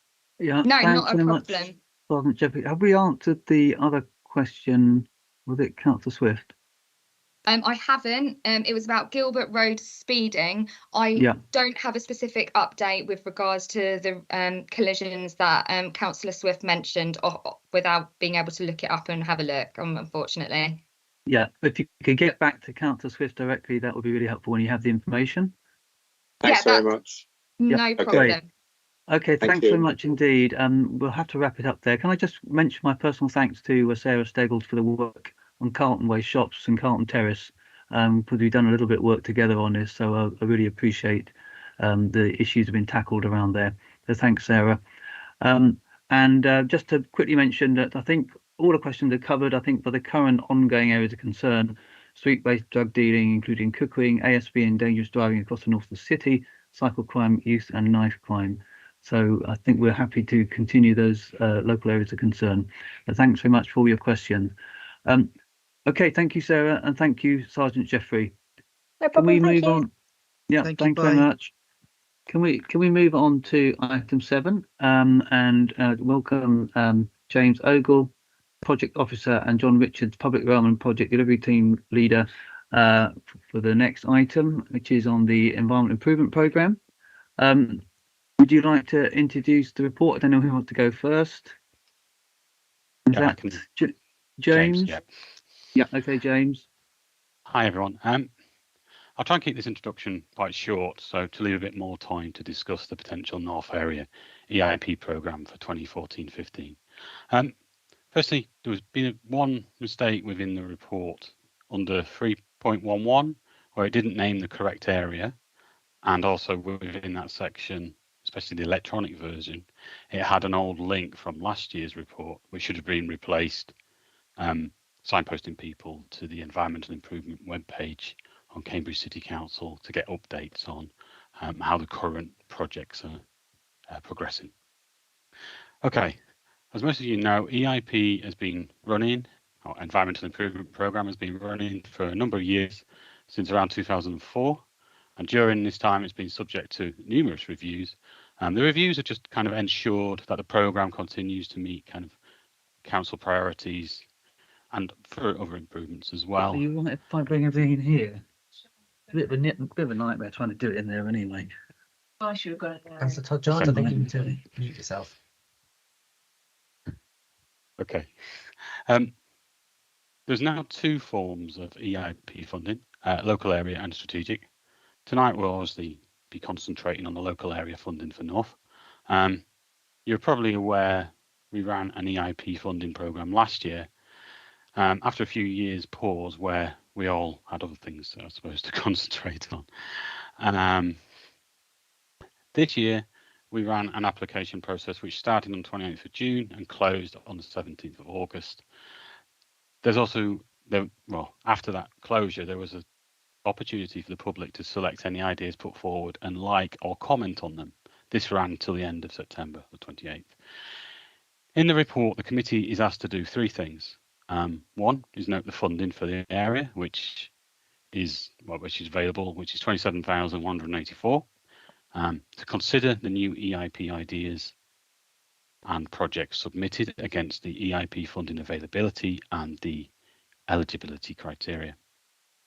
Then to consider the recommendations made in tables 1 and 2 in Appendix B, discuss and ask for clarifications, and then resolve any questions. Ideally, the committee would hopefully get to a point where they can clearly give us a recommendation, which we can then present to the executive councillor, actually Sam Carlin. Table 1 and in Appendix B summarises the project ideas and the submission information and describes the projects, estimated costs, location of the projects, persons in support, any negative comments received in the officer rating and the officer rating and recommendation. We actually had, we've put 19 projects within the area funding. There's some from North that have gone into the strategic, which I'll come on to later. Those 19 projects would actually cost £75,000, which is obviously quite a lot more than the funding available. This year, we've hopefully made it a little bit easier for committee's discussion, as we've outlined officer recommendations within Table 2. The recommendation in the report and that of the committee will be shared with the executive councillor, who is here actually. He will then approve the North Area EIP and the other area funding programmes and the strategic EIP funding probably in December, once we've had all the area committees. Hopefully then that will be then taken to environment scrutiny as a record of the decision in January. In regards to strategic projects, there is a table 4 which I think there's table 3 which outlines all the strategic projects that have been put in, and then table 4 it shows which projects we are recommending for approval. There's 5 actually in North Area: biodiversity improvements on Harbury Park, Town Park, biodiversity improvements on St Albans recreation space, hedges for King's Hedges for biodiversity and people-friendly spaces, and a little bit of money also for looking at tree planting on Gilbert Road. So this is now, I suppose, the opportunity for the committee to discuss and consider if there are any more appropriate projects within the bids received than what our what we put forward as recommendations, and whether the committee has any different recommendations for the officers to report to Councillor Carlin. John and I are happy to take any questions if there's any questions on the report at this stage. Does John want to add anything? Right, thanks very much, James. Thanks very much for your report. I mean, I think what is interesting in terms of my perspective is the obviously the tables in the appendix, and it's a very helpful summary in terms of the rationale between the green, amber and amber recommendations to take forward in terms of the North Area pot for funding, but also the strategic pot. So for me, it's very clear, and I do understand what's been recommended and why those and the schemes also that haven't been recommended. So I think the way I'd like to take it is to have some queries really about any question marks about perhaps the amber schemes, or even the amber red, perhaps about any queries about the description, the reasons why they have not been included. I think that might be the most helpful way of dealing with this item, if that's okay. I've got a question from Councillor Shield, first of all. Okay. Thank you, Chair, and thank you, James. Delighted that the biodiversity protection of grassy areas at Rutland has got a thumbs up, but I also note that it's rated green /amber, and I think the reason for that is it's great to improve the biodiversity, but may not solve the vehicle crossover. And I suppose what would be in my mind is, and it's fantastic that it's looking fairly positive, especially because the residents around there in Rutland Close have long been in despair over how that ground gets chewed up. So I guess my question would be, is there a small amendment that either we or you could make such that either the positioning of the low-level flower beds or maybe positioning of planters would stand a better chance of stopping vehicles reversing onto that grass and chewing it up year in, year out? I'm sure if we could just like tweak, is there scope for tweaking it so that that's in the picture? Because I mean, it's good of you to sort of flag up, look, be aware it may not solve your problem. And thank you for flagging that up, and probably that's hence the amber, but obviously it'd be great to have a full green. If I can get a full green, I'd like to change it to a full green. Thank you. Okay, James, do you want to come back on that particularly? Well, obviously, green amber ones we've actually suggested that they are approved. Yeah. I think any sort of tweaking is really down to the design and probably a little bit more discussions with local residents and local councillors. We probably wouldn't look to planters because planters do create a bit of a maintenance issue long term. Probably look for similar things to what we've done at Carrisbrook Road and at Trumpington Recreation Ground, where we've actually mounded and put wildflowers on the mounds. But I mean, there are other things we could look at as well. There might be some good placement of I think there was mention of a bench as well, but other than that, I think it's just now down to if it gets approved, when the kind of whoever gets allocated from a project officer point of view comes out and speaks to the local residents. That's fantastic, and I can tell you that residents are not going to be fussy about what you choose. They'll be guided by you, but something to stop that damage from happening would be brilliant. Yep. Thank you. I do notice though that some local residents do want to park there, and they do like to park in front of their house, and it's that kind of. But do they need to go up on the grass? This is the thing. No, they don't. No, I agree with you because there's parking there as well, and I don't know why they're doing it. It's more. It's like a turn. They're using it as a sort of turning circle type thing, but they don't need a turning circle there because the road in front of it is wide enough. Anyway, I'm sorry. I'm sure you don't want to get into the detail of it all now, but thank you so much, and talk soon. Okay, thank you. Thanks very much. Any other questions about any of the other projects? Any queries? Everyone happy with table 2 and the officer recommendation to be taken forward? No, I can't see any other questions. I think that's a testament to the excellent report you put together, James, and thanks to John Richard. Okay, I just want to quickly mention myself in terms of the strategic schemes in terms of St Albans Rec, and so to give my personal thanks to you, James, and to other officers who've been working on the biodiversity enhancement plan for St Albans Rec. So that's much appreciated.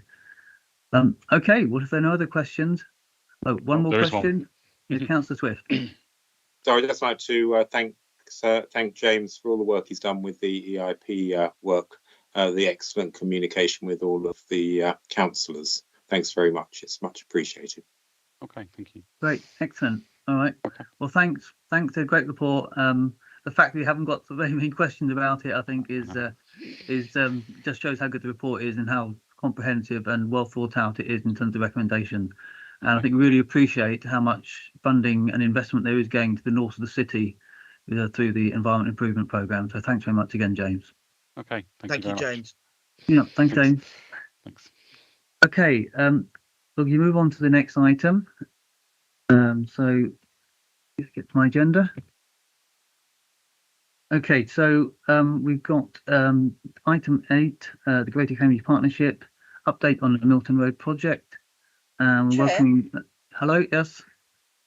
Sorry, Chair, to disturb you. Is it possible to have a 5-minute break or so just before we start the GCP one?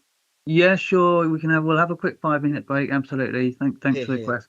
So if Thank we you. can get back at, let's make it till 20 past. Is that all right? Yeah. 20 past Okay. 8. Okay, thanks. Thanks.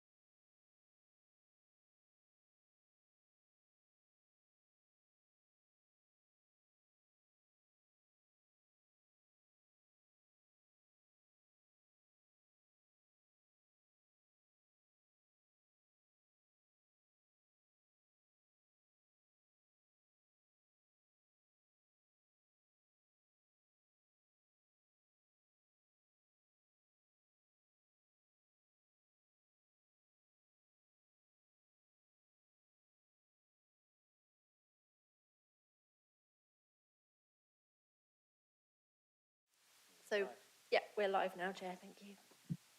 Thank you very much. Welcome back, everyone. We're just moving on to agenda item 8. It's the Greater Cambridge Partnership update on the Milton Road project. And we have Thomas Porter from the Greater Cambridge Partnership to introduce the item. So if you can take it away, Thomas. Thank you, Chair. Good evening. I have prepared a few slides, so I will share my screen and then we'll go through them. Just give me a second. Okay, thanks.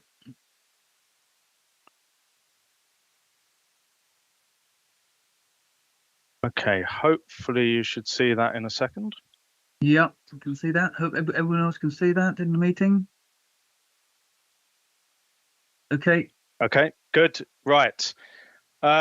So yeah, I just thought I'd come on this evening, just go through a bit of progress where we're at with the project, some key sort of upcoming bits and pieces that's going to be happening in the near future, and then a few other items, and then questions afterwards. So it's not particularly long, just a few slides. See if I can get this to move on. Right. Okay. So progress. Milestone are making pretty good progress on site. They're working across the scheme from top to bottom. They split the project into 3 sections, and within those sections, they've split the project again into different areas, which may sound confusing, but they've had to do this in terms of sequencing and to keep the road open to the public and to traffic. So they have completed in some areas, with the exception of maybe some lining and signage, but on the whole completed. So at the southern end, from Mitcham's Corner up to Herbert Street on the eastern side. At the roundabout, they've made good progress, and they've completed in the northeast, the southeast, northwest quadrant. They're fairly well advanced as in the southwest quadrant as well. And the roundabout has now been planted up. So from the roundabout up to Union Lane on the east is again almost complete.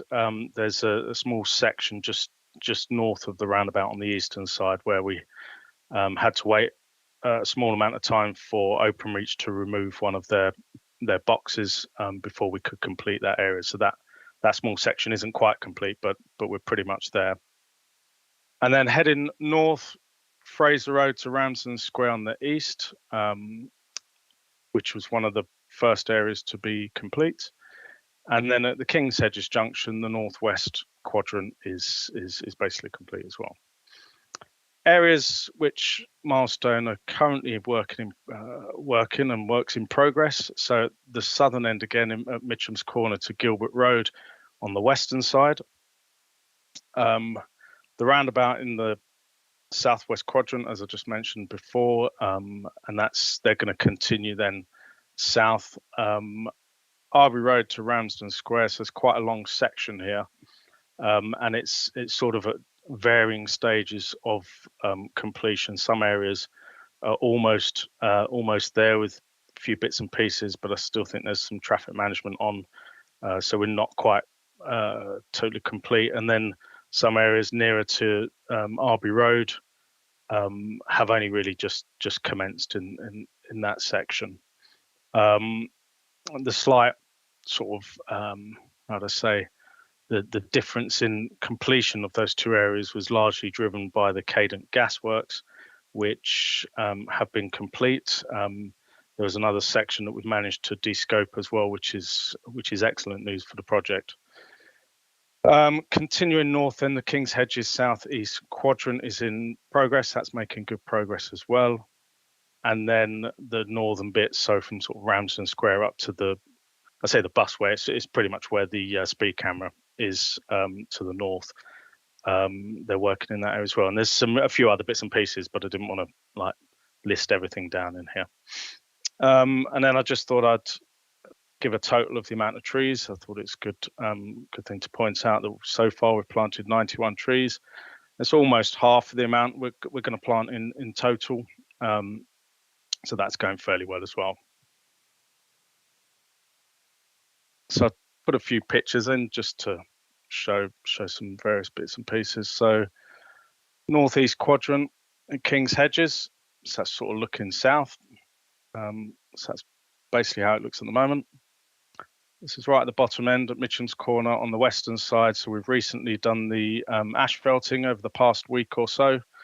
So that's looking pretty good. In the coming weeks, we'll be looking to finish off the other bits and pieces. There's something you just can't quite see from this picture on the other side of the barriers. So we'll be then looking to remove all of these barriers. And I'm also in discussions with Milestone about completing the whole of this section and getting the carriageways surfacing done as well, and which I think would be good for everyone and good for the project. Further north, Fraser Road, this is looking north. It's another area we've just recently asphalted, and this is sort of what I mentioned before, of various bits of completion. So this is almost there. There's some with the verges here. There's still some work to do in the verges, but the asphalting is now done, so that's largely complete as well. There's a couple more of the roundabout.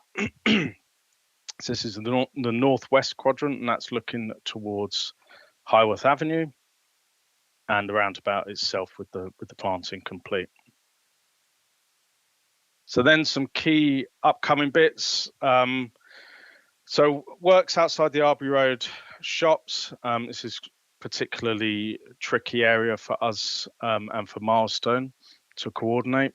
They're looking to make a sort of a, how do you put it? I would say a soft start.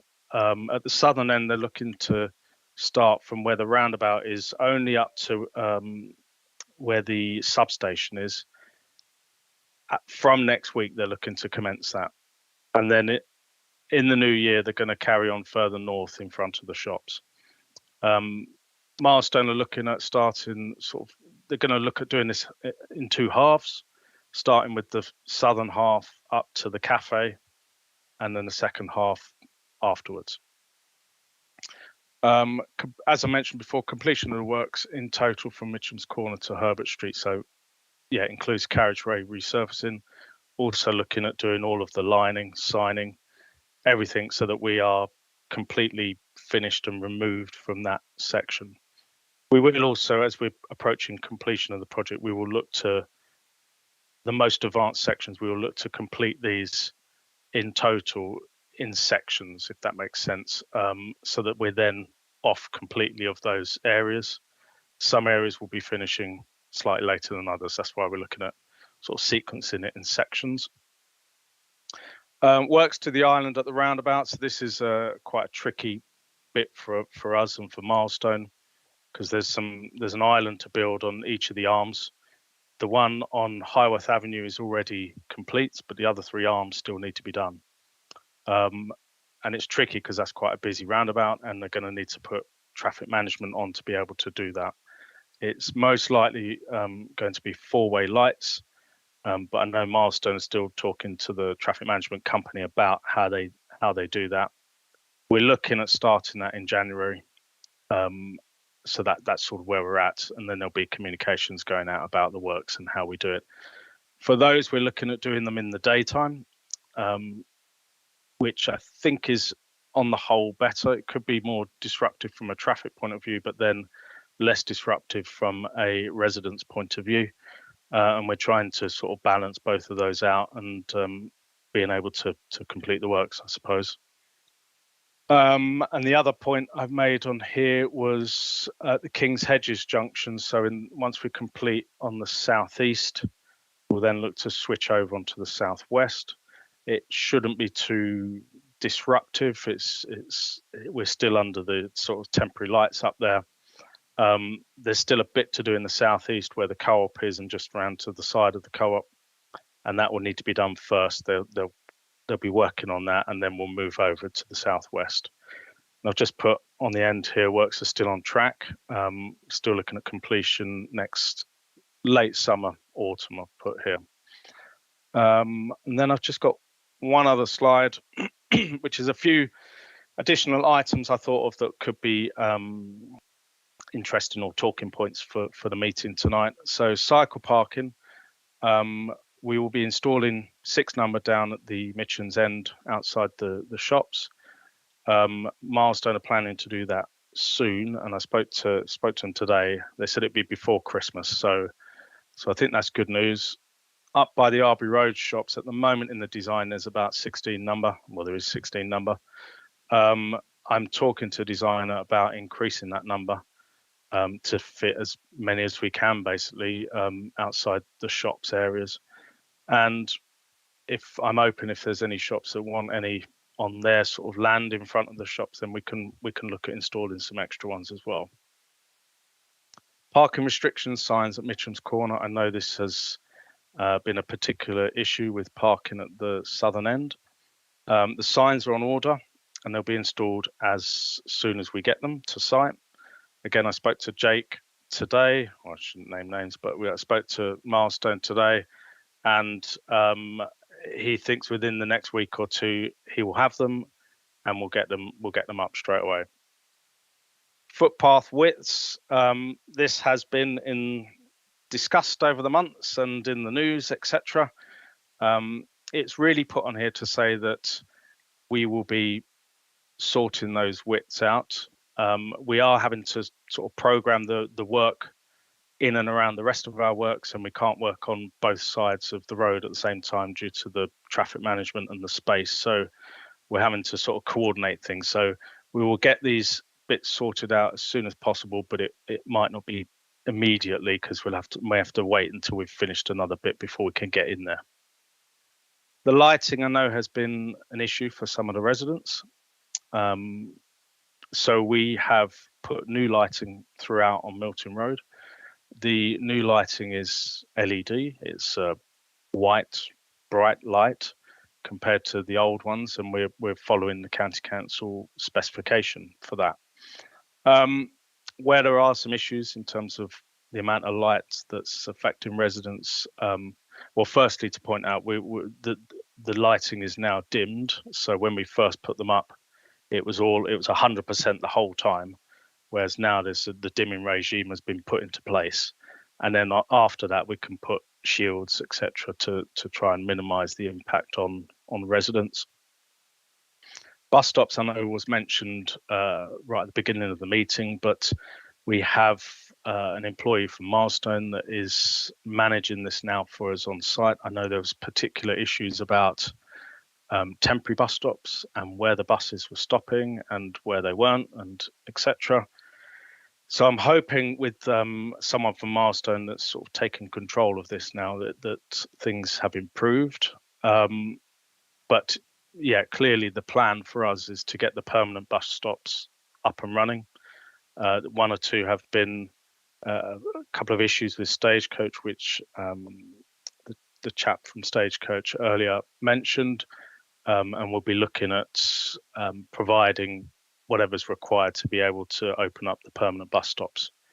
And the last thing I wanted to just highlight was George Street. This is a particularly tricky area of works just because of the width of George Street is very narrow, which makes life very difficult for us. It's a one-way street as well. So Milestone is still looking at this with their contractor as well as Streetworks. And we're looking at the best way to construct it. So it could be, I don't have a definitive answer on this. It was really to give a heads up to people that it's quite tricky. It's probably looking at night works for this. And that is sort of stipulated by Streetworks. But we will probably have to leave the road accessible, and if someone needs to get out, we'll have to be able to get them out, sort of thing. And that does make the work a lot slower, unfortunately, but that's probably what we're looking at. But we don't know exactly when we're going to do George Street yet. There's a talk of doing it imminently, or there's a talk of waiting until near the end, and we'll tackle it at the end. I think that was all the items I had to sort of present, but yeah, happy to take any questions now from anyone. Thank you very much, Thomas. I think your presentations actually probably anticipated a number of the questions that might be asked. But That's what I we hope. do have, we do have three public questions. First of all, there are two from Michael Page from the Hurst Park Avenue Residents Association, but also one from Robin Standring, who's here at the meeting. So I'll take Robin first. So Robin, would you like to put your question, please? Hello, can you hear me? Yep, can hear you. Thank you, Chairman, and thank you, Tom, for turning out so late, giving us that presentation. I'm Robin. I'm a shopkeeper on Milton Road. I'm also chair of the Milton Road Business Group, so representing other traders who I've been talking to, and I'm also a committee member of Hepera Resident Society.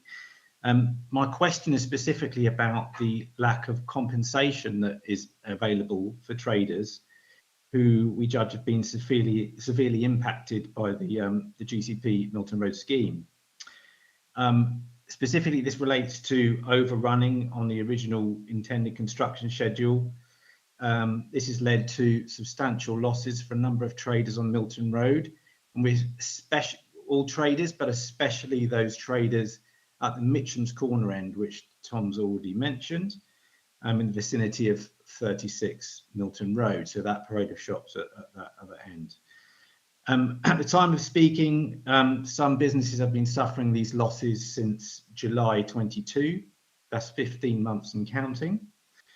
Tom mentioned the customer parking bays. Now, I spoke to the Milestone project manager who said the signs would be installed last week, so it does appear there's an initial delay.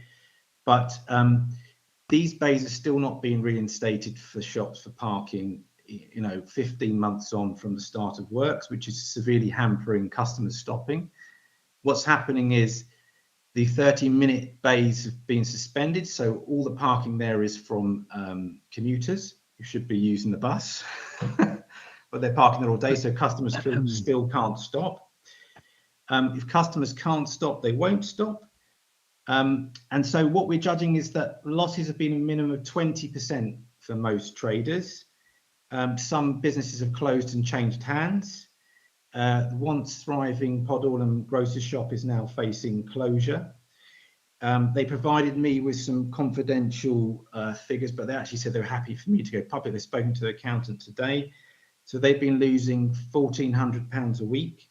That's £85,000 over 14 months. That's a 50 square metre shop, so it's a small business that doesn't pay business rates, so this is a significant loss for them.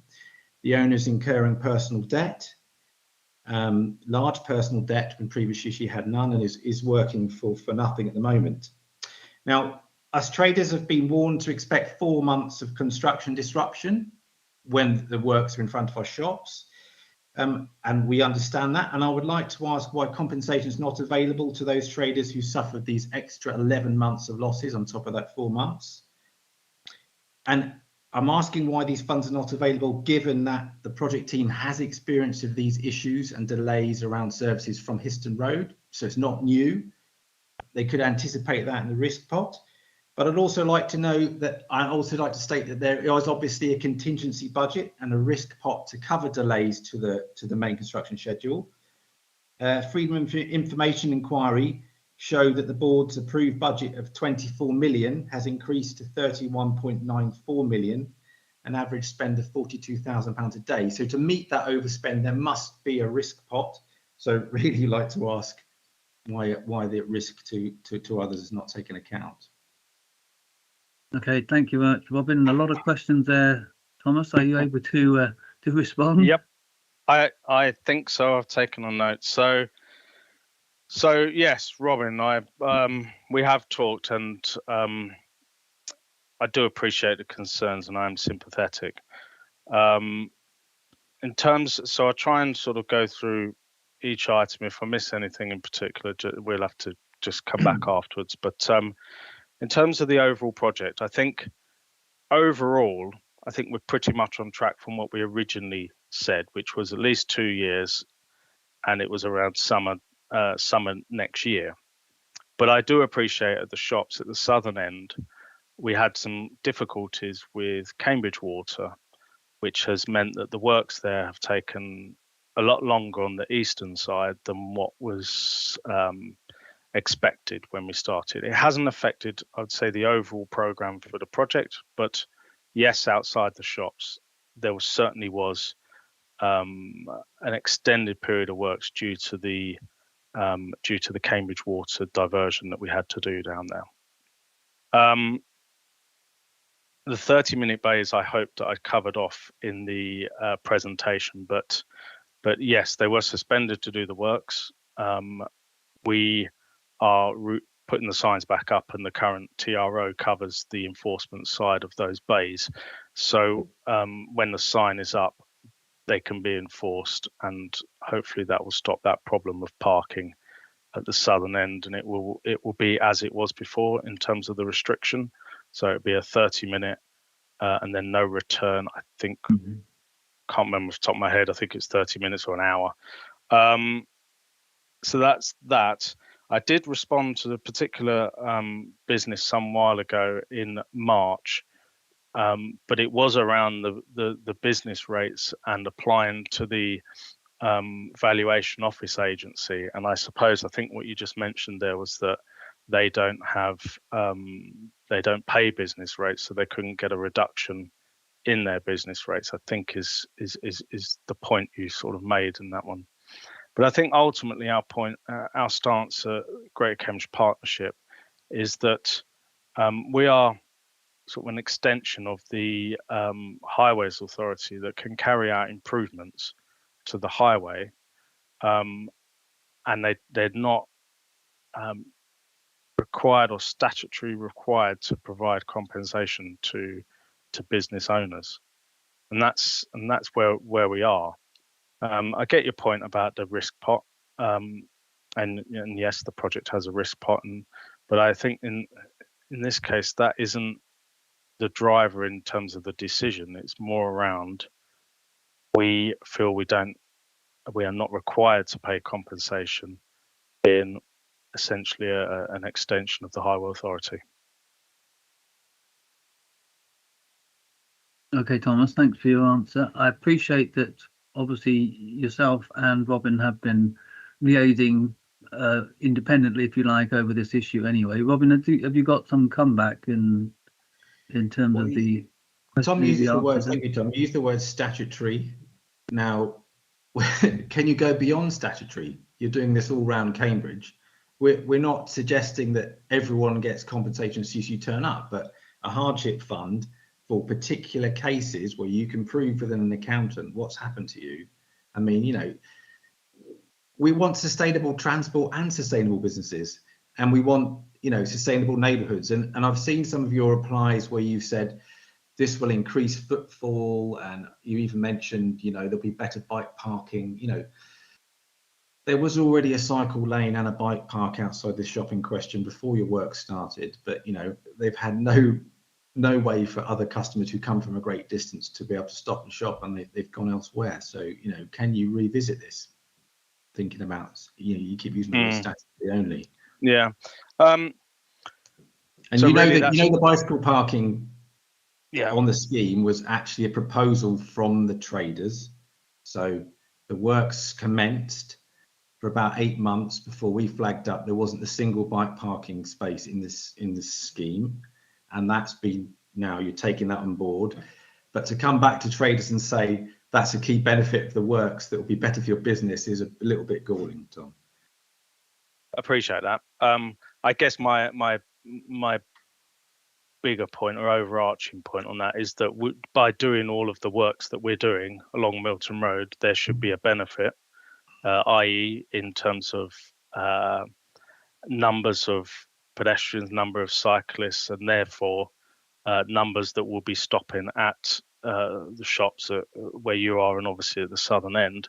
That was kind of where I was aiming, but then with the cycle parking, it was sort of like I was emphasising the fact that then they could stop and then shop, sort of thing. But I get your point. Already, they're one of the businesses that has a cycle rack. I'm trying to understand where your evidence for this increase of numbers is going to come. Are we building more houses as well, or where are the extra people coming from?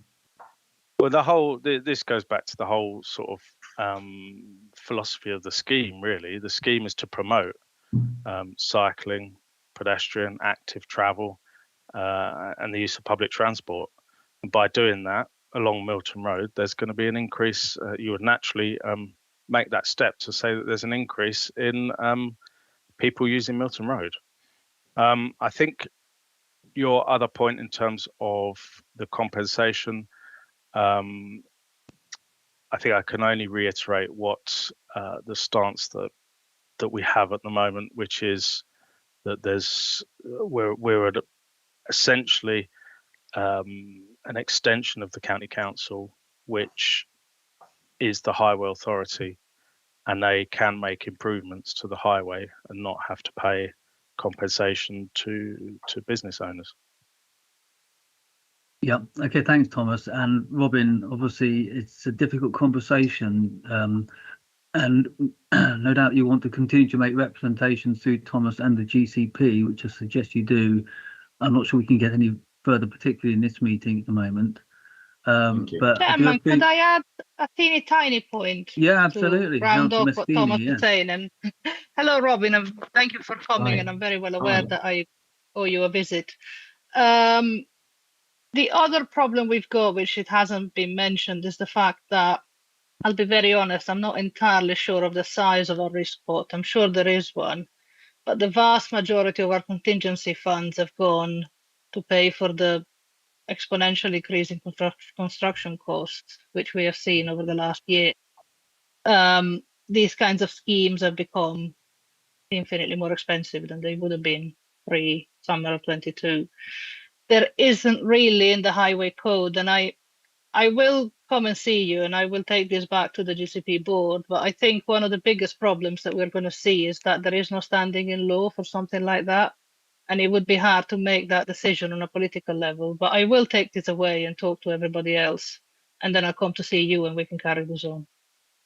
Thank you. Okay. Thank you, Councillor Maschini. That's much appreciated. And thanks, Robin, for your question and bringing it to us and the issues you're faced with. Thank you, Thomas, as well. We'll have to move on because we do have a couple more items on the agenda. But we do have two more public questions, which I think need to be read out from Michael Page, as I mentioned earlier. The committee manager, if you can read those out for me. Thank you, Chair. So question 1. At the GCP Executive Board meeting on the 17th of March 2022, the Director of Transport agreed to support the process of prioritising a residents' parking scheme to mitigate the loss of on-street parking planned for the southern section of the Milton Road redevelopment, which is due to be completed next year. Following this, a formal public consultation on the proposed Milton Road area residents' parking scheme was completed on the 14th of November 2022, but 1 year later, no results have been published. The response from the County Council governance team to a Freedom of Information request stated that the consultation analysis report is due to be presented to the GCP Executive Board and Cambridgeshire County Council's Highway and Transport Committee towards the end of this year. The final meeting of the GCP Executive Board this year will be on the 14th of December. Can councillors confirm that this item will be on the board's agenda? If not, will they urge the GCP Director of Transport to include it? Do you want me to read the second question? Yeah, Chair, yeah. Can you read out the second one as well? Sorry. Cover them both. Which actually relates to the other public speaker, but I'll still read it out. So question 2, regarding parking arrangements outside the shops on Milton Road opposite Westbrook Drive, it's been reported that the new parking bays resulting from the road redevelopment will no longer have the 30-minute waiting restriction that was there previously. As a result, it appears that commuter cars are occupying the bays all day, thus depriving the shops of customers who used to visit regularly. The independent grocery shop has experienced a 20% drop in turnover and is in danger of closure. Can something be done urgently to rectify the situation? Can the shop apply for compensation for loss of trade? Thank you. Thank you very much. I mean, obviously the specific point about the parking bays and reintroducing the 30-minute waiting time and the return period, that's been addressed. But specifically in terms of the first question, the resident parking scheme mitigation, can you answer that, Thomas? Yeah, I can basically. It's not part of this project, but I took, if you forgive me, I asked my colleague, who is the sort of the managing resident parking scheme, and he has provided a response. So if you let me, I'll read it out, and hopefully, yeah, we'll see where we go, I suppose. But what he said is, we had originally aimed for the end of this year. However, given the changes required on Arby Road and the higher level road safety audit on this, it was delayed to ensure the scheme being delivered was in the best interest of all involved whilst ensuring the highest safety level. We expect we might bring it in March next year, assuming we can get local member sign off.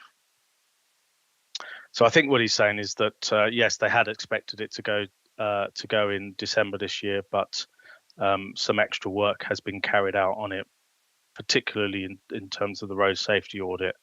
And so he is now looking at the March cycle of meetings to take that to. Okay, well, thanks for the answer. At least we have something specifically to come back on in terms of the Residents Association. I've got a number of questions from members. I'm conscious of the time. If I can take them very briefly, and if we can have a brief reply, if at all possible. But we'll just have to have the 5 that have indicated so far. So in order, Councillor Wade, Councillor Swift, Councillor Shield, Councillor Bird and Councillor Carling. So Councillor Wade first. Thank you, Chair. Just a quick point, just to say thank you to Robin and to Thomas for coming tonight. And just to pick up, just because highways can do this doesn't mean to say that we can't consider other options. And I know, thank you for Lisa for saying that she's going to come and talk to Robin, because I think it needs some discussion.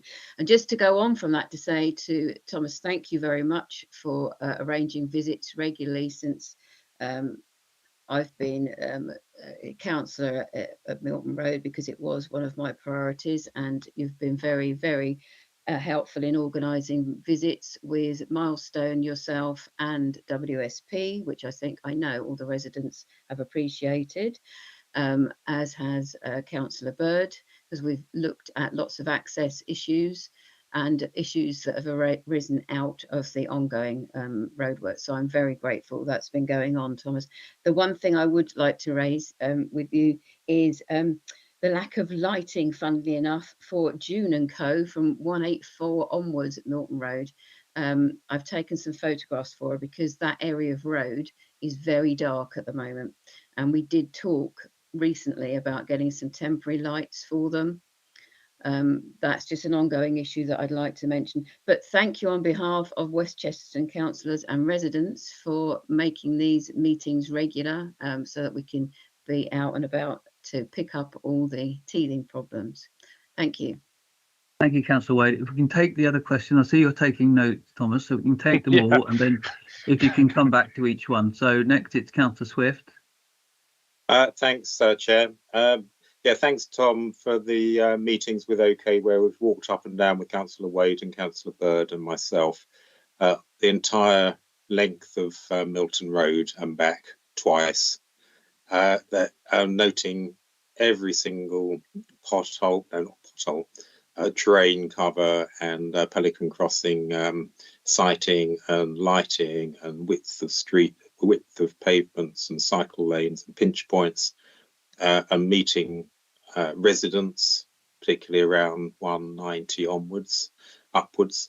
There's been a lot of very good communication, and you've taken on board, I think, most of the things that we cited. And I'm particularly pleased that hopefully Mitcham's Corner to Herbert Street will be completely finished, so the public can see how amazing it's going to look. The whole length will look, hopefully at the beginning of February, and that's actually in your list that you put up. So thank you. Okay, and Councillor Shield next. Oh, thank you, Chair, and thank you, Thomas. On one of those walkarounds, and yeah, echo those feelings. We are grateful. The liaison's been great. The conversations have been helpful.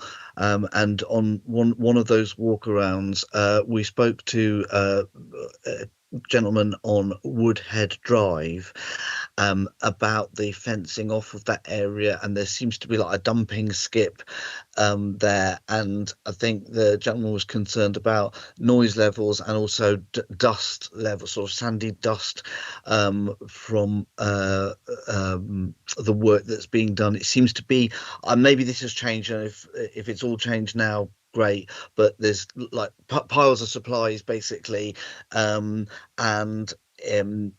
so I suppose question on Woodhead Drive is it still fenced off?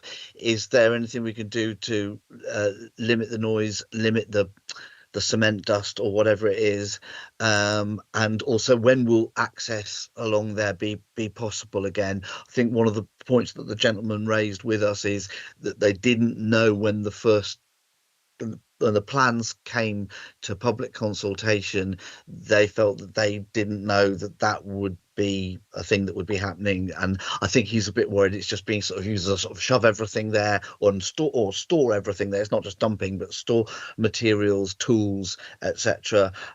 In Woodhead Drive, and how long is it going to go on, and if it's going to go on for a while, is there anything we can do to mitigate it? So that's that. Also cycle stands, you mentioned 6 in front of the shops. I think it's fantastic that the cycle stands are happening. I've spoken about it with Councillor Wade, and we're of a similar mind to on this, I know, but I'm just wondering, is 6 going to be enough? I'm thinking maybe 8 or 10, but okay, so that's cycle stands, and then last but not least, care home access. The people are having to go right over to the other side of the road, and given that I am mindful that it is near a care home, I'm not saying that it's only care home residents, and if most of them are coming and going from the other direction, maybe it wouldn't be such a big deal, but on the corner there you actually have to go right over to the other side of the road, and then you have to cross 2 other roads because it's a junction. So you're going, if you're coming down Gilbert Road, you need to go across to the other side of Gilbert, then across to the other side of Milton, and then back, so that's sort of 1, 2, 3 different bits of crossing to have to do to get round all those orange bollards.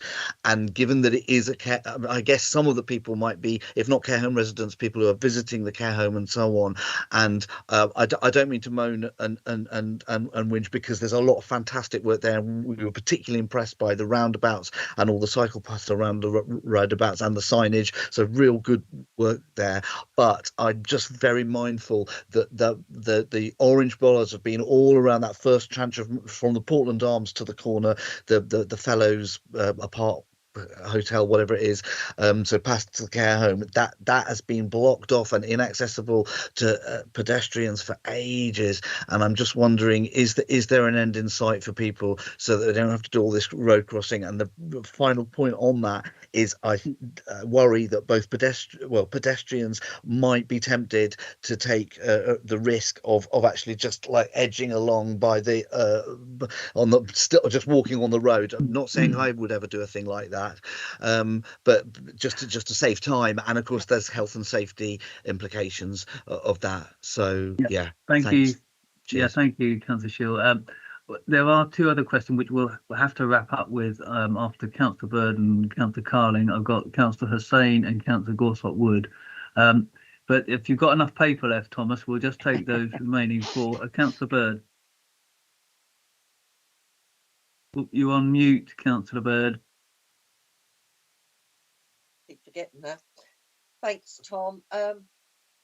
Yeah, the walkabouts have been very useful, especially about the width of the pavements, which was a big concern of mine. The other thing I really want to talk about is the disabled parking bay.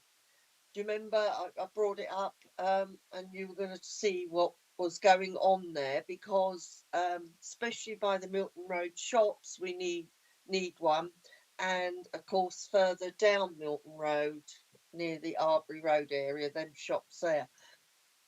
And I'm positive when we had the local forums going on about this before it even got to where we are today, disabled parking was promised by one disabled bay by the shops at Mitcham's Corner end of the shops, and one up this side by the Arbury Road. So can you recheck that, Tom, to see if you've got any. I've been looking through old papers, and I'm not going back far enough, I don't think.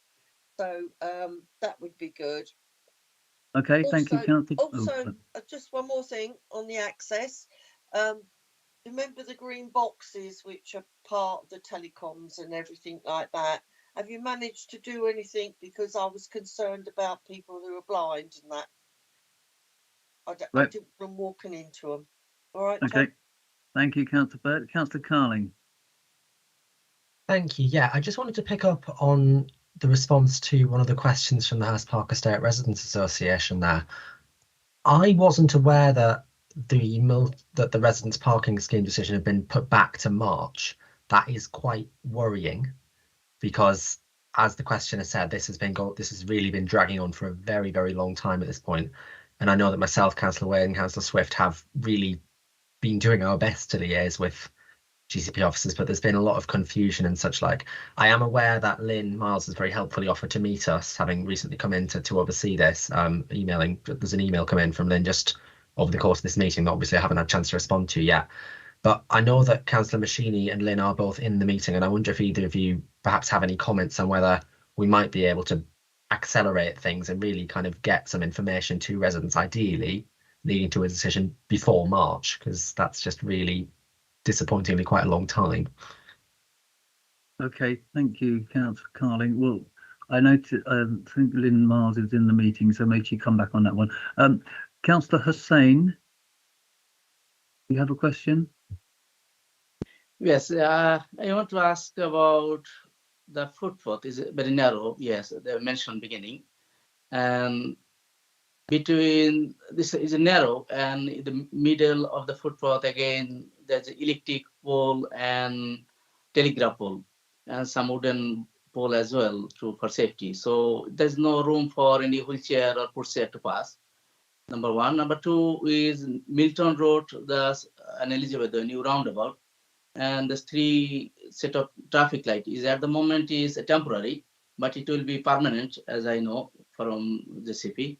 So if this 3 traffic light comes very close, and it is very confusion for the motorists. At the moment, I have lots of mail. I get it from this confusion traffic light, which one is temporary now, but it will be the permanent will be the same. So do you think anything we can do better than that? Okay, thank you, Councillor Hussain. And finally, Councillor Gorsop-Wood. Okay, thank you. So number one, bike accidents where people have been using the curb, well, low curb as an entryway. I think you probably know about this, Tom, and certainly Councillor Machini knows about this. So curbs and cycles, I think we need some guidance on this. 2, width of, this has also been raised by Councillor Hussain, width of pavement and the cycle way. Again, I think some confusion about adjustments that will be made and temporary nature of part of it, and of course working on one side of the road then the other side. The spoil heap and the fire, I know this is just a continuing thing that and stems right back to the beginning of the project, and this is what Patrick was talking about, but I think we just need to sort of keep updating residents on that. And then number 4 is the kind of trees that you're planting, and I just wondered what the species were, because I don't know, and is there any danger that buses will be brushing past them and damaging them when they grow a bit? Double-decker buses I'm really talking about. Thanks. Thank you, Councillor Gorsop-Wood. That'll have to be the end of the questions. Now, there were 6 members asking questions, but I think there were multiple questions in there, Thomas. Yeah. So I don't know if you can quickly cover them off as best you can. I think so. I think I've got them all here. Right. So firstly, the temporary lighting outside 184. I must admit, Councillor Wade, I thought that was already, I was promised by Milestone that would be up by now. So I'm on site tomorrow and I will be asking why it's not up.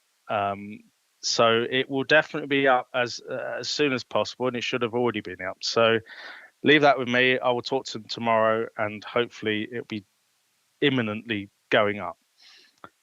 Woodhead Drive. So Woodhead Drive and the compound has been a particularly difficult area for us throughout the scheme.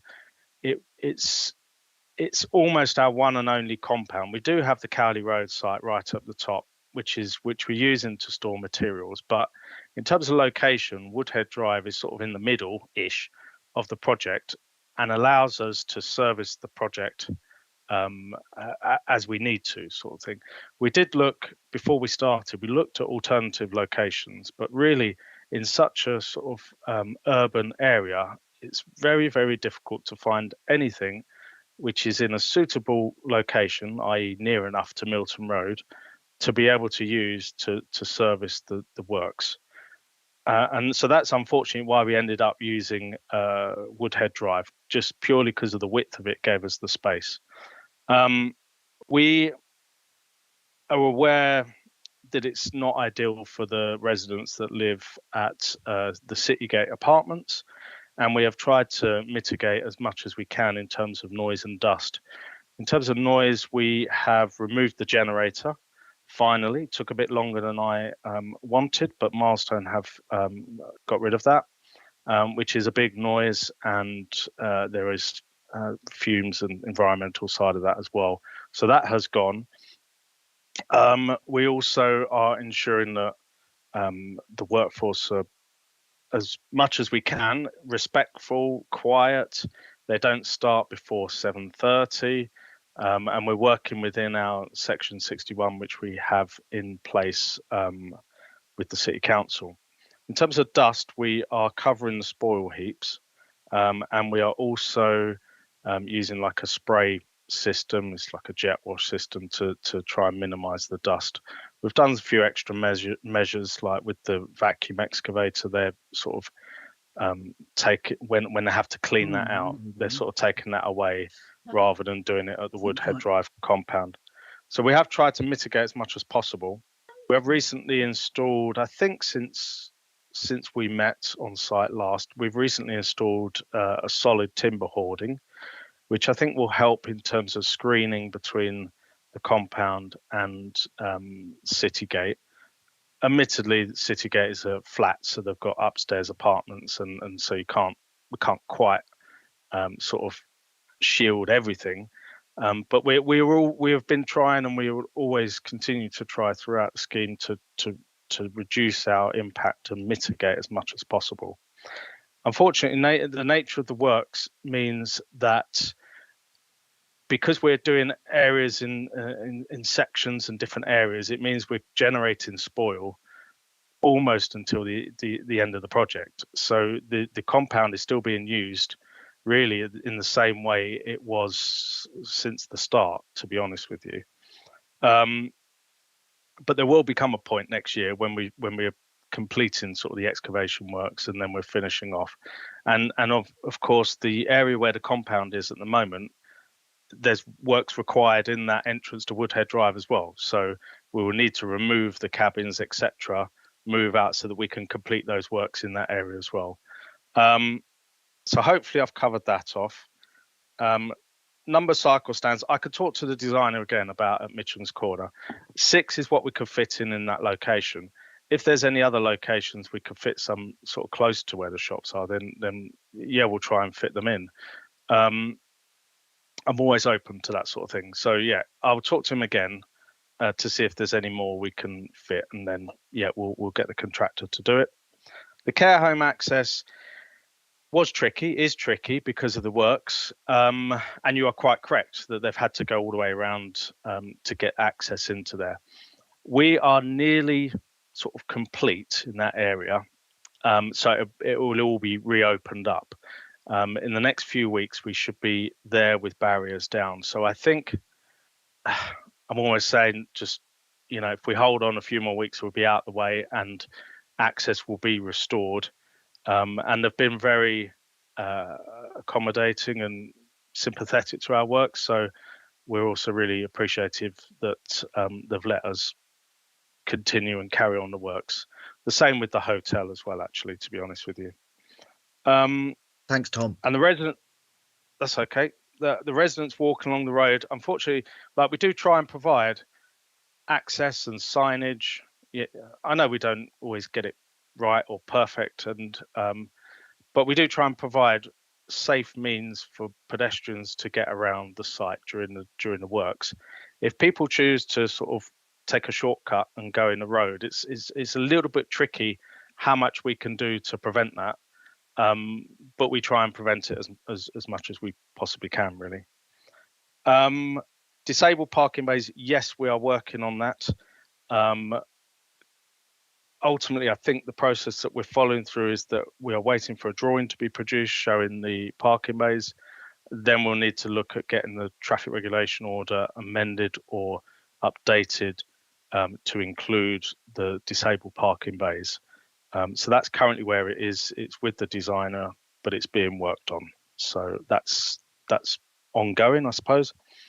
As well as the utility boxes, my thoughts on this, to be honest with you, was to wait until nearer the end of the scheme and then look at what we think is required, whether it's the black and yellow tape on the boxes itself, or if we paint it on the ground.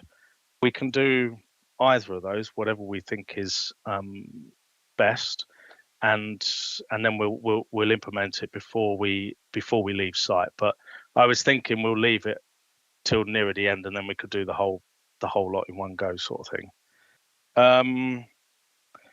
Telegraph pole and the bollards. So yes, you're quite correct, Councillor Sane. They are the issues that we've been talking about. The bollards in particular, they are being removed. They're the ones opposite the shops in Arby Road. Well, it's near sort of Oak Tree Avenue. They will be removed because you're quite right. They are providing or they are creating an obstruction in the footpath at the moment. There's a few bits a lot to do in that section, a few bits in terms of the levels and the curbing. So we're going to get Milestone to do it all in one go, but then they'll be starting that.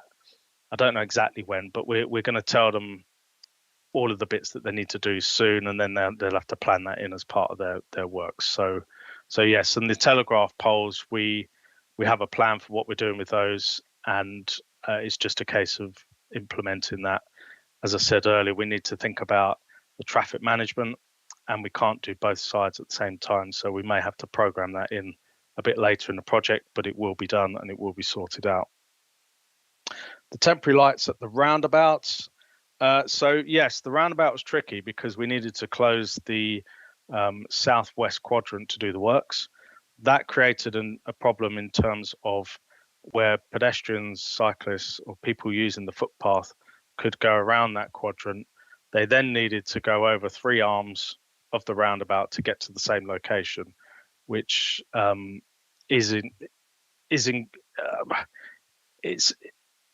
you could argue, I suppose, that it's making the safety worse for those people. So we initially put in place traffic marshals to try and help with this, because there's sort of a balance between vehicle users on the road and then pedestrian safety. And then ultimately we decided the traffic marshals weren't effective enough, and also coming up to the schools coming back after summer holidays, we decided that putting the temporary lights on would be a more safer option for the public and pedestrians. What that did then create was issues with the roundabout and vehicles using the roundabout, which I think you've highlighted. What I could say is that the southwest quadrant is almost complete, and we're going to reopen up that walkway now, which will then bring it back to what it was previously. So I think we're thinking of removing the temporary lights, because then we'll be in the state where we was previously. In terms of the permanent lights, they will be much better than the temporary lights. The permanent lights will make the roundabout, it will be like a signalized roundabout, so not just a crossing point. It will control the traffic as well.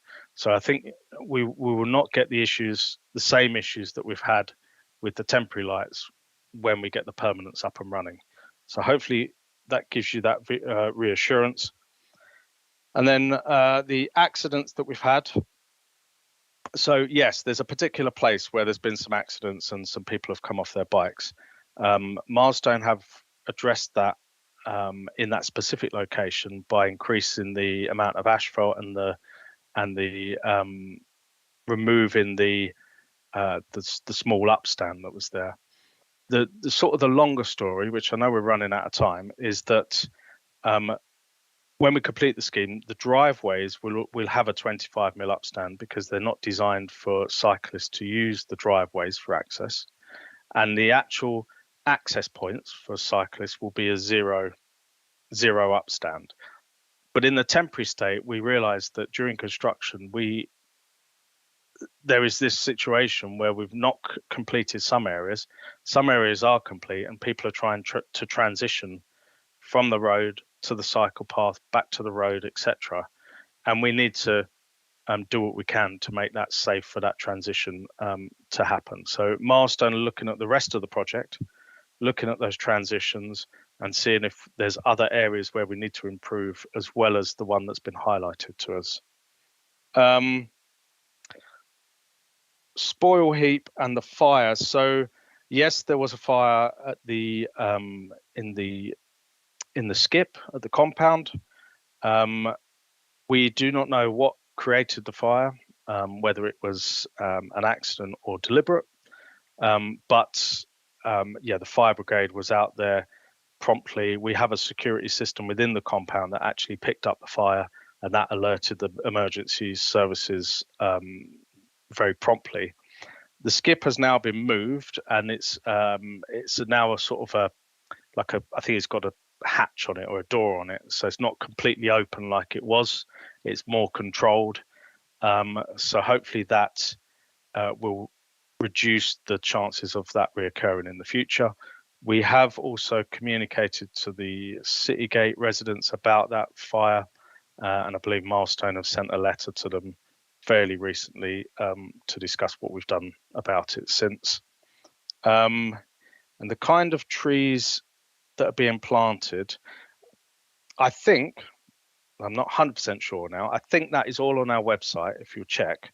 The one thing I'm not sure, I know the drawings, the landscaping general arrangements are included on the website, but the one thing I have to check for you is if the species type of the tree, so there's a schedule that gives all of the species of all of the trees. I'm not sure if that's on there as well, so that it can be sort of interpolated between the two to work out which trees and which species are going in which locations. So I could check that, and I don't see why we can't put that on the website as well. And I think I may have, is that everything? There's the question about resident parking zones, if Lynn doesn't Yeah, mind. I was leaving that to Lynn. I'm very happy to jump in on that. Hi, I'm Lynn Miles. I'm the director of the City Access Programme, which includes resident parking schemes under the Integrated Parking Strategy.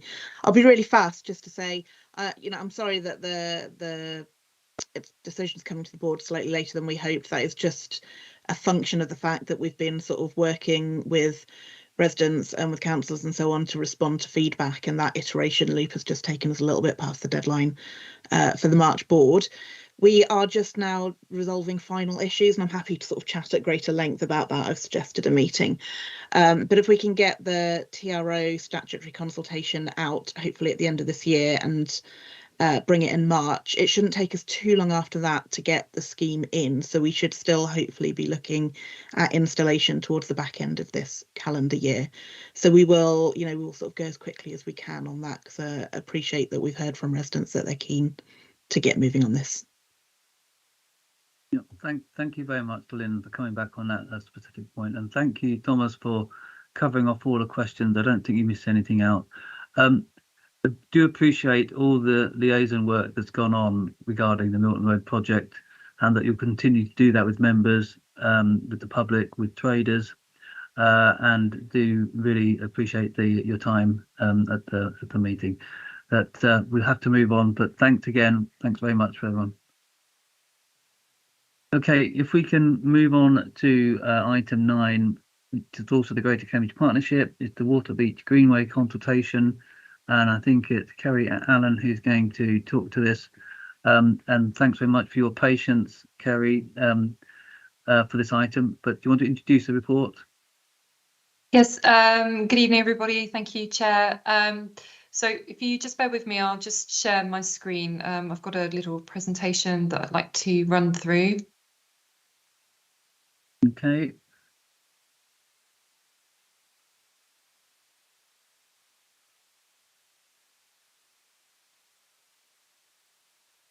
Okay, so it should be coming up in a moment.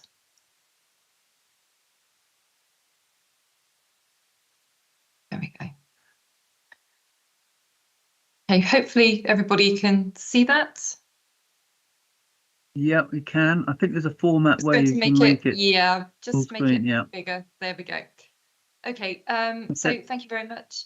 I'm Kerry Allen, Senior Project Manager for the Waterbeach Greenway. So I'm just going to provide a very brief overview about the Waterbeach Greenway and just explain why I'm here presenting this evening. But just to remind all really about the Greenway network, the Waterbeach Greenway will make up one of 12 greenways across Greater Cambridge area. And in my opinion, the Waterbeach Greenway is probably one of the most fundamental, primarily because it meets the objectives as do the other greenways, but the Waterbeach Greenway really does meet the objectives of the Greater Cambridge Partnership in the sense that it's providing safer walking and cycling as well as horse riding where we can, access to key facilities. So it's making that real connection for residents with key facilities such as employment. We know that either end of the Waterbeach Greenway, which extends from Waterbeach to Cambridge North Station, there's going to be significant housing development. We have the new town, which is being delivered in the north of the Greenway in the Waterbeach area itself. That's 11,000 additional homes, but also in the southern section, so just over the A14, right next door to Milton, we have the Hartree site, which is again going to be quite significant development. In addition to that, there's also talk about the Sports Lakes development, which is going to be a big recreational sports lake facility that's going to be delivered at the back of the A10 between Waterbeach and Milton. There's also big key employers within the local area of Waterbeach and Milton and indeed Cambridge North itself. And so, you know, it's really important that we are making those connections between residents and the Cambridge Science Park, but also the Cambridge Research Park. So it's not just about getting residents from Waterbeach into Cambridge. It's also about providing connectivity within Waterbeach itself, but also for Milton residents too. In addition to that, it's about making sure that we get those good links to key educational and other health and retail facilities.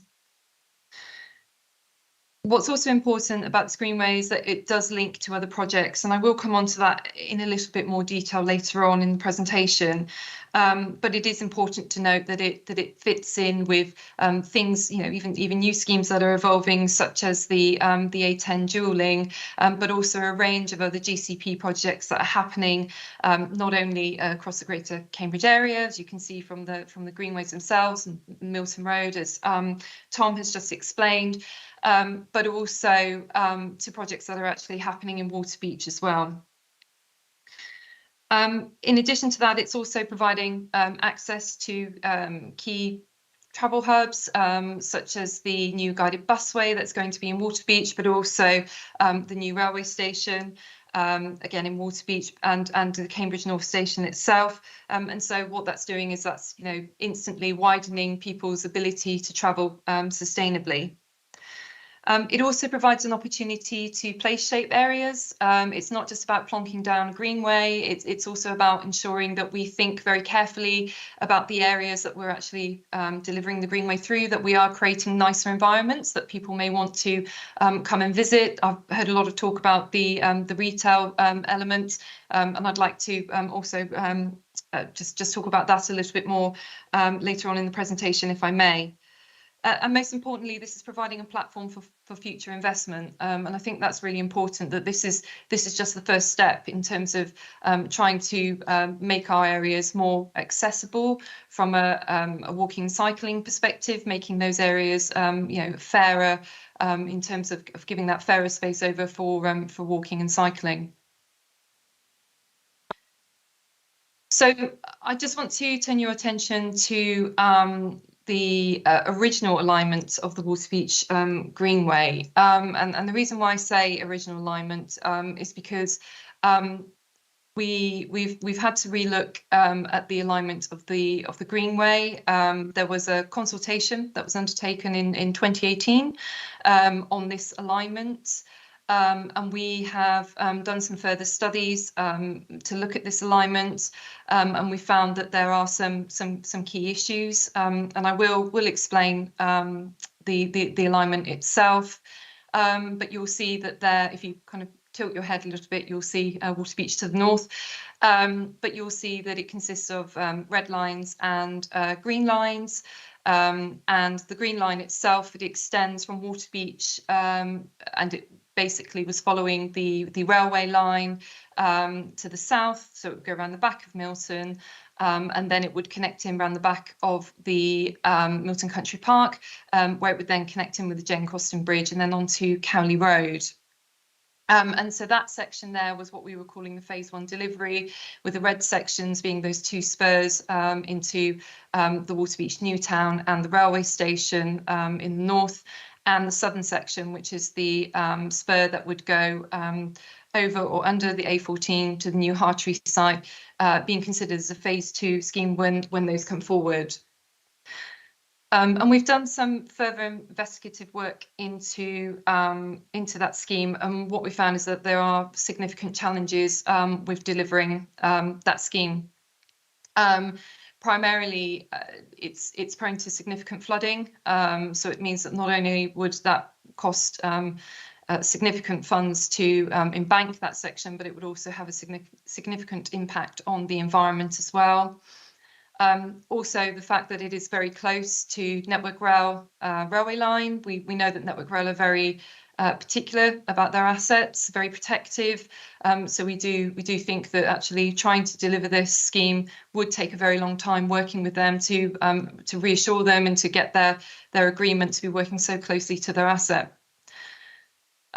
We think, really and truly, in terms of, again, the nature of the works that we would need to carry out, and also the fact that it is close to the railway line, that the construction of the route itself would be really challenging. We would also have issues routing the scheme itself through Milton Country Park. We know that it does close after 5 o'clock. And also, when it's quite windy, they will close the country park as well. And actually, looking at routing it under the A14 or over the A14 also will become really costly. So, again, starting to look at that link, it doesn't really play out particularly well.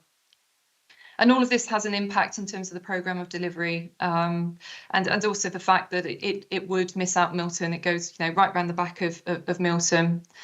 And there were some other issues as well, such as that the route could be quite isolated and that the maintenance of the route would be quite difficult, and also that there would be issues with scheduled monuments that would be close or certainly within the area of the site, of the route itself. And all of this really does have an effect on the business case and the value for money. So we have had to have a look at another alternative. And we've arrived at this route, and this is really why I'm coming to speak to you this evening, is to explain that we are now holding a public consultation on this route. So it's an 8-week public consultation that we're holding, and the public consultation started on the 16th of October and it will end on the 8th of December. But this route itself, you'll see, moves now away from the railway line and comes closer to the A10 itself. And again, I would just explain the lines on the map for you. So looking at the route, and hopefully you can see my cursor, this extends from Cambridge Road in Waterbeach. And what we were looking to provide here is an off-road bridleway, which would consist of a 3-metre paved path, a 3-metre grass strip and a 2-metre verge. that would continue down Cardyke, sorry, around the back of Cardyke Road, again on that off-road alignment, and then it would go down the back of the A10, where it would then come back onto the roadway at the Ely Road slip, and there would be 3 options that we would be proposing there. The first one is to leave the slip open to motor traffic, but we would look to widen the path there. The second is to close the slip to motor traffic, but leave the junction open. And the third option is really to look at whether we could close both the slip and the junction. And all of these are options that we're putting forward as part of the consultation. You'll then see this light blue section, which carries on through. So this section here is already a section of the footway has been widened to a 3-metre shared use path. So we wouldn't be proposing to do anything here north of Milton. And then as it comes into Milton Village itself, we would be looking to carry on providing, sorry, I keep losing my my cursor. We would continue to carry on providing that 3-metre shared use path through Milton Village itself, with associated traffic calming, junction improvements along the way. And the route would then connect in with the Jane Coston Bridge, where it would then go over, Jane Coston Bridge is here, over the A14, and then it would go down Cowley Road, and then it would connect to the Chisholm Trail and Cambridge North. If I can just bring your attention back up to Milton, though, where you can see the dotted line, that is proposing to provide a quiet route through Coles Road for those people who aren't overly confident continuing through Milton High Street, which we know is quite a busy area. And we know the area is very constrained as well. Through Milton itself, there would be 2 options that we'd be proposing. In particular, outside the shops, we would be looking to either relocate the existing parking bays outside the shops that's currently on the western side over to the eastern side, or we would be looking to keep the parking on the eastern side and shift the carriageway over by removing the parking on the west side.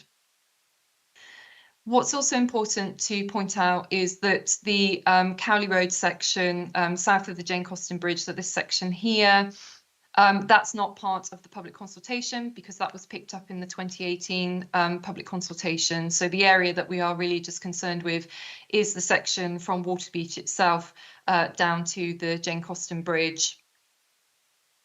Just to explain about the red and blue lines. So again, as I say, the majority of the route that's going to be delivered is the section from Waterbeach through Milton to the Jane Coston Bridge. The sections that are shown as red, these would be phase 2 schemes. So again, these are presently unfunded schemes, but these sections here would link to Denny End Road, and then also through the village itself of Waterbeach, which would then link up with urban and civic public realm improvements that are being delivered here. And you'll see in green at the top, that's the railway station. So it's important that I also show you this map as well. As you recall, previously I was talking about the Waterbeach Greenway linking with other GCP projects, and you'll see the Waterbeach Greenway is this one here. But it's important just to note that it's linking in with the proposed guided busway, which is this black line here, but also with improvements to the walking cycle. Well, should I say not the improvements, but the delivery of a walking and cycling bridge over the A10, which would link then to the Mearway. And also, as I was saying previously, linking up with the railway station itself, as well as other local and cycling walking infrastructure plans that are coming forward, and that you will see that which are the purple lines here. So it is just important for me to just reiterate the reasons why we're doing this, and hopefully the logic behind why we're doing this is becoming clear. It is about connecting people in a safe way so that they can feel that walking and cycling is an option for them. It's really important to note that walking and cycling plays a huge part in reducing congestion. What they found, certainly with schemes across the country and in particular with London, is that it's reduced congestion by 47%. In terms of providing more access to jobs and education, again, walking and cycling does that, and it helps to improve that social mobility. So it's really important that we are providing options to people, who may be at different ends of the spectrum in terms of their income. So it is, providing them with an opportunity to better themselves or to gain employment. And we're trying to create better, more inclusive environments for walking and cycling. And this does go hand in hand with that place shaping, and in particular, talking about retail areas. And again, studies that have been undertaken by Sustrans show that when you open up areas for walking and cycling, it does tend to have a positive impact on local businesses. What they have found is that shopkeepers have been saying that where areas have been improved and people, have been able to get to their business by walking and cycling, but there has been a reduction in road traffic. It has increased their trade by up to 30%. And I have seen this myself in my previous role working for Suffolk County Council, and schemes that we've done in Bury St Edmunds, where we have closed off roads to motor traffic, but also in Ipswich itself.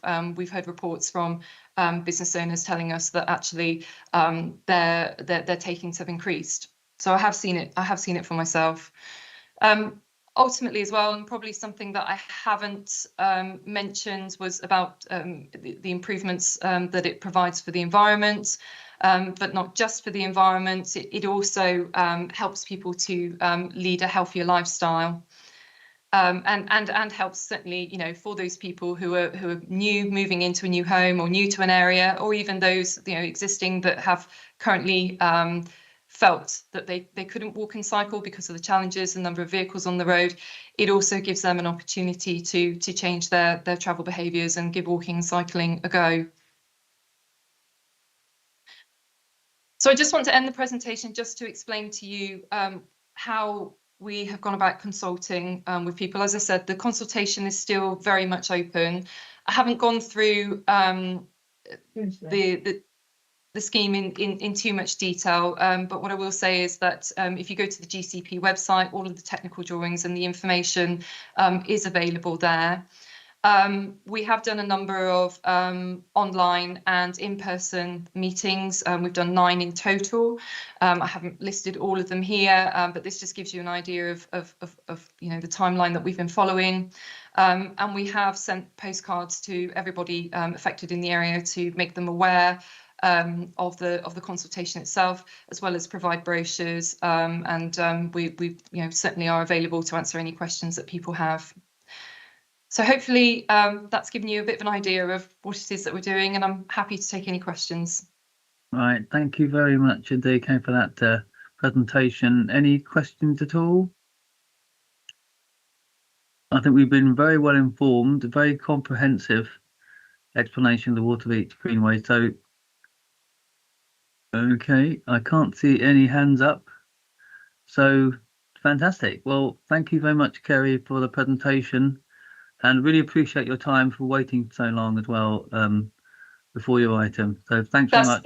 That's no problem, Chair. Thank you. I will place a link to the consultation webpage so that people can access that. So I'll put that in the chat. Great, that's brilliant. Okay, thanks very much again.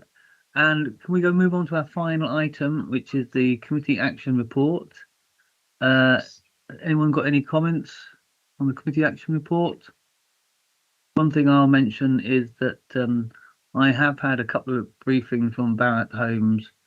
I think all the issues relating to the houses in Barratt Homes and Darwin Green, basically they reassured me they're liaising very closely with residents. So I think that's all in hand.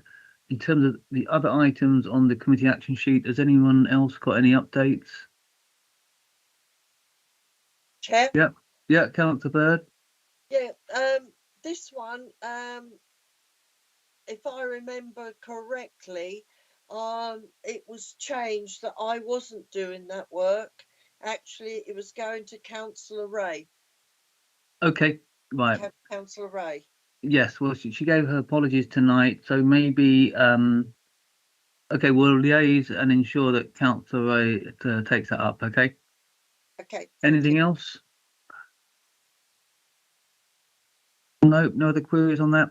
Okay, well, that's I think that's our last item. We just okay,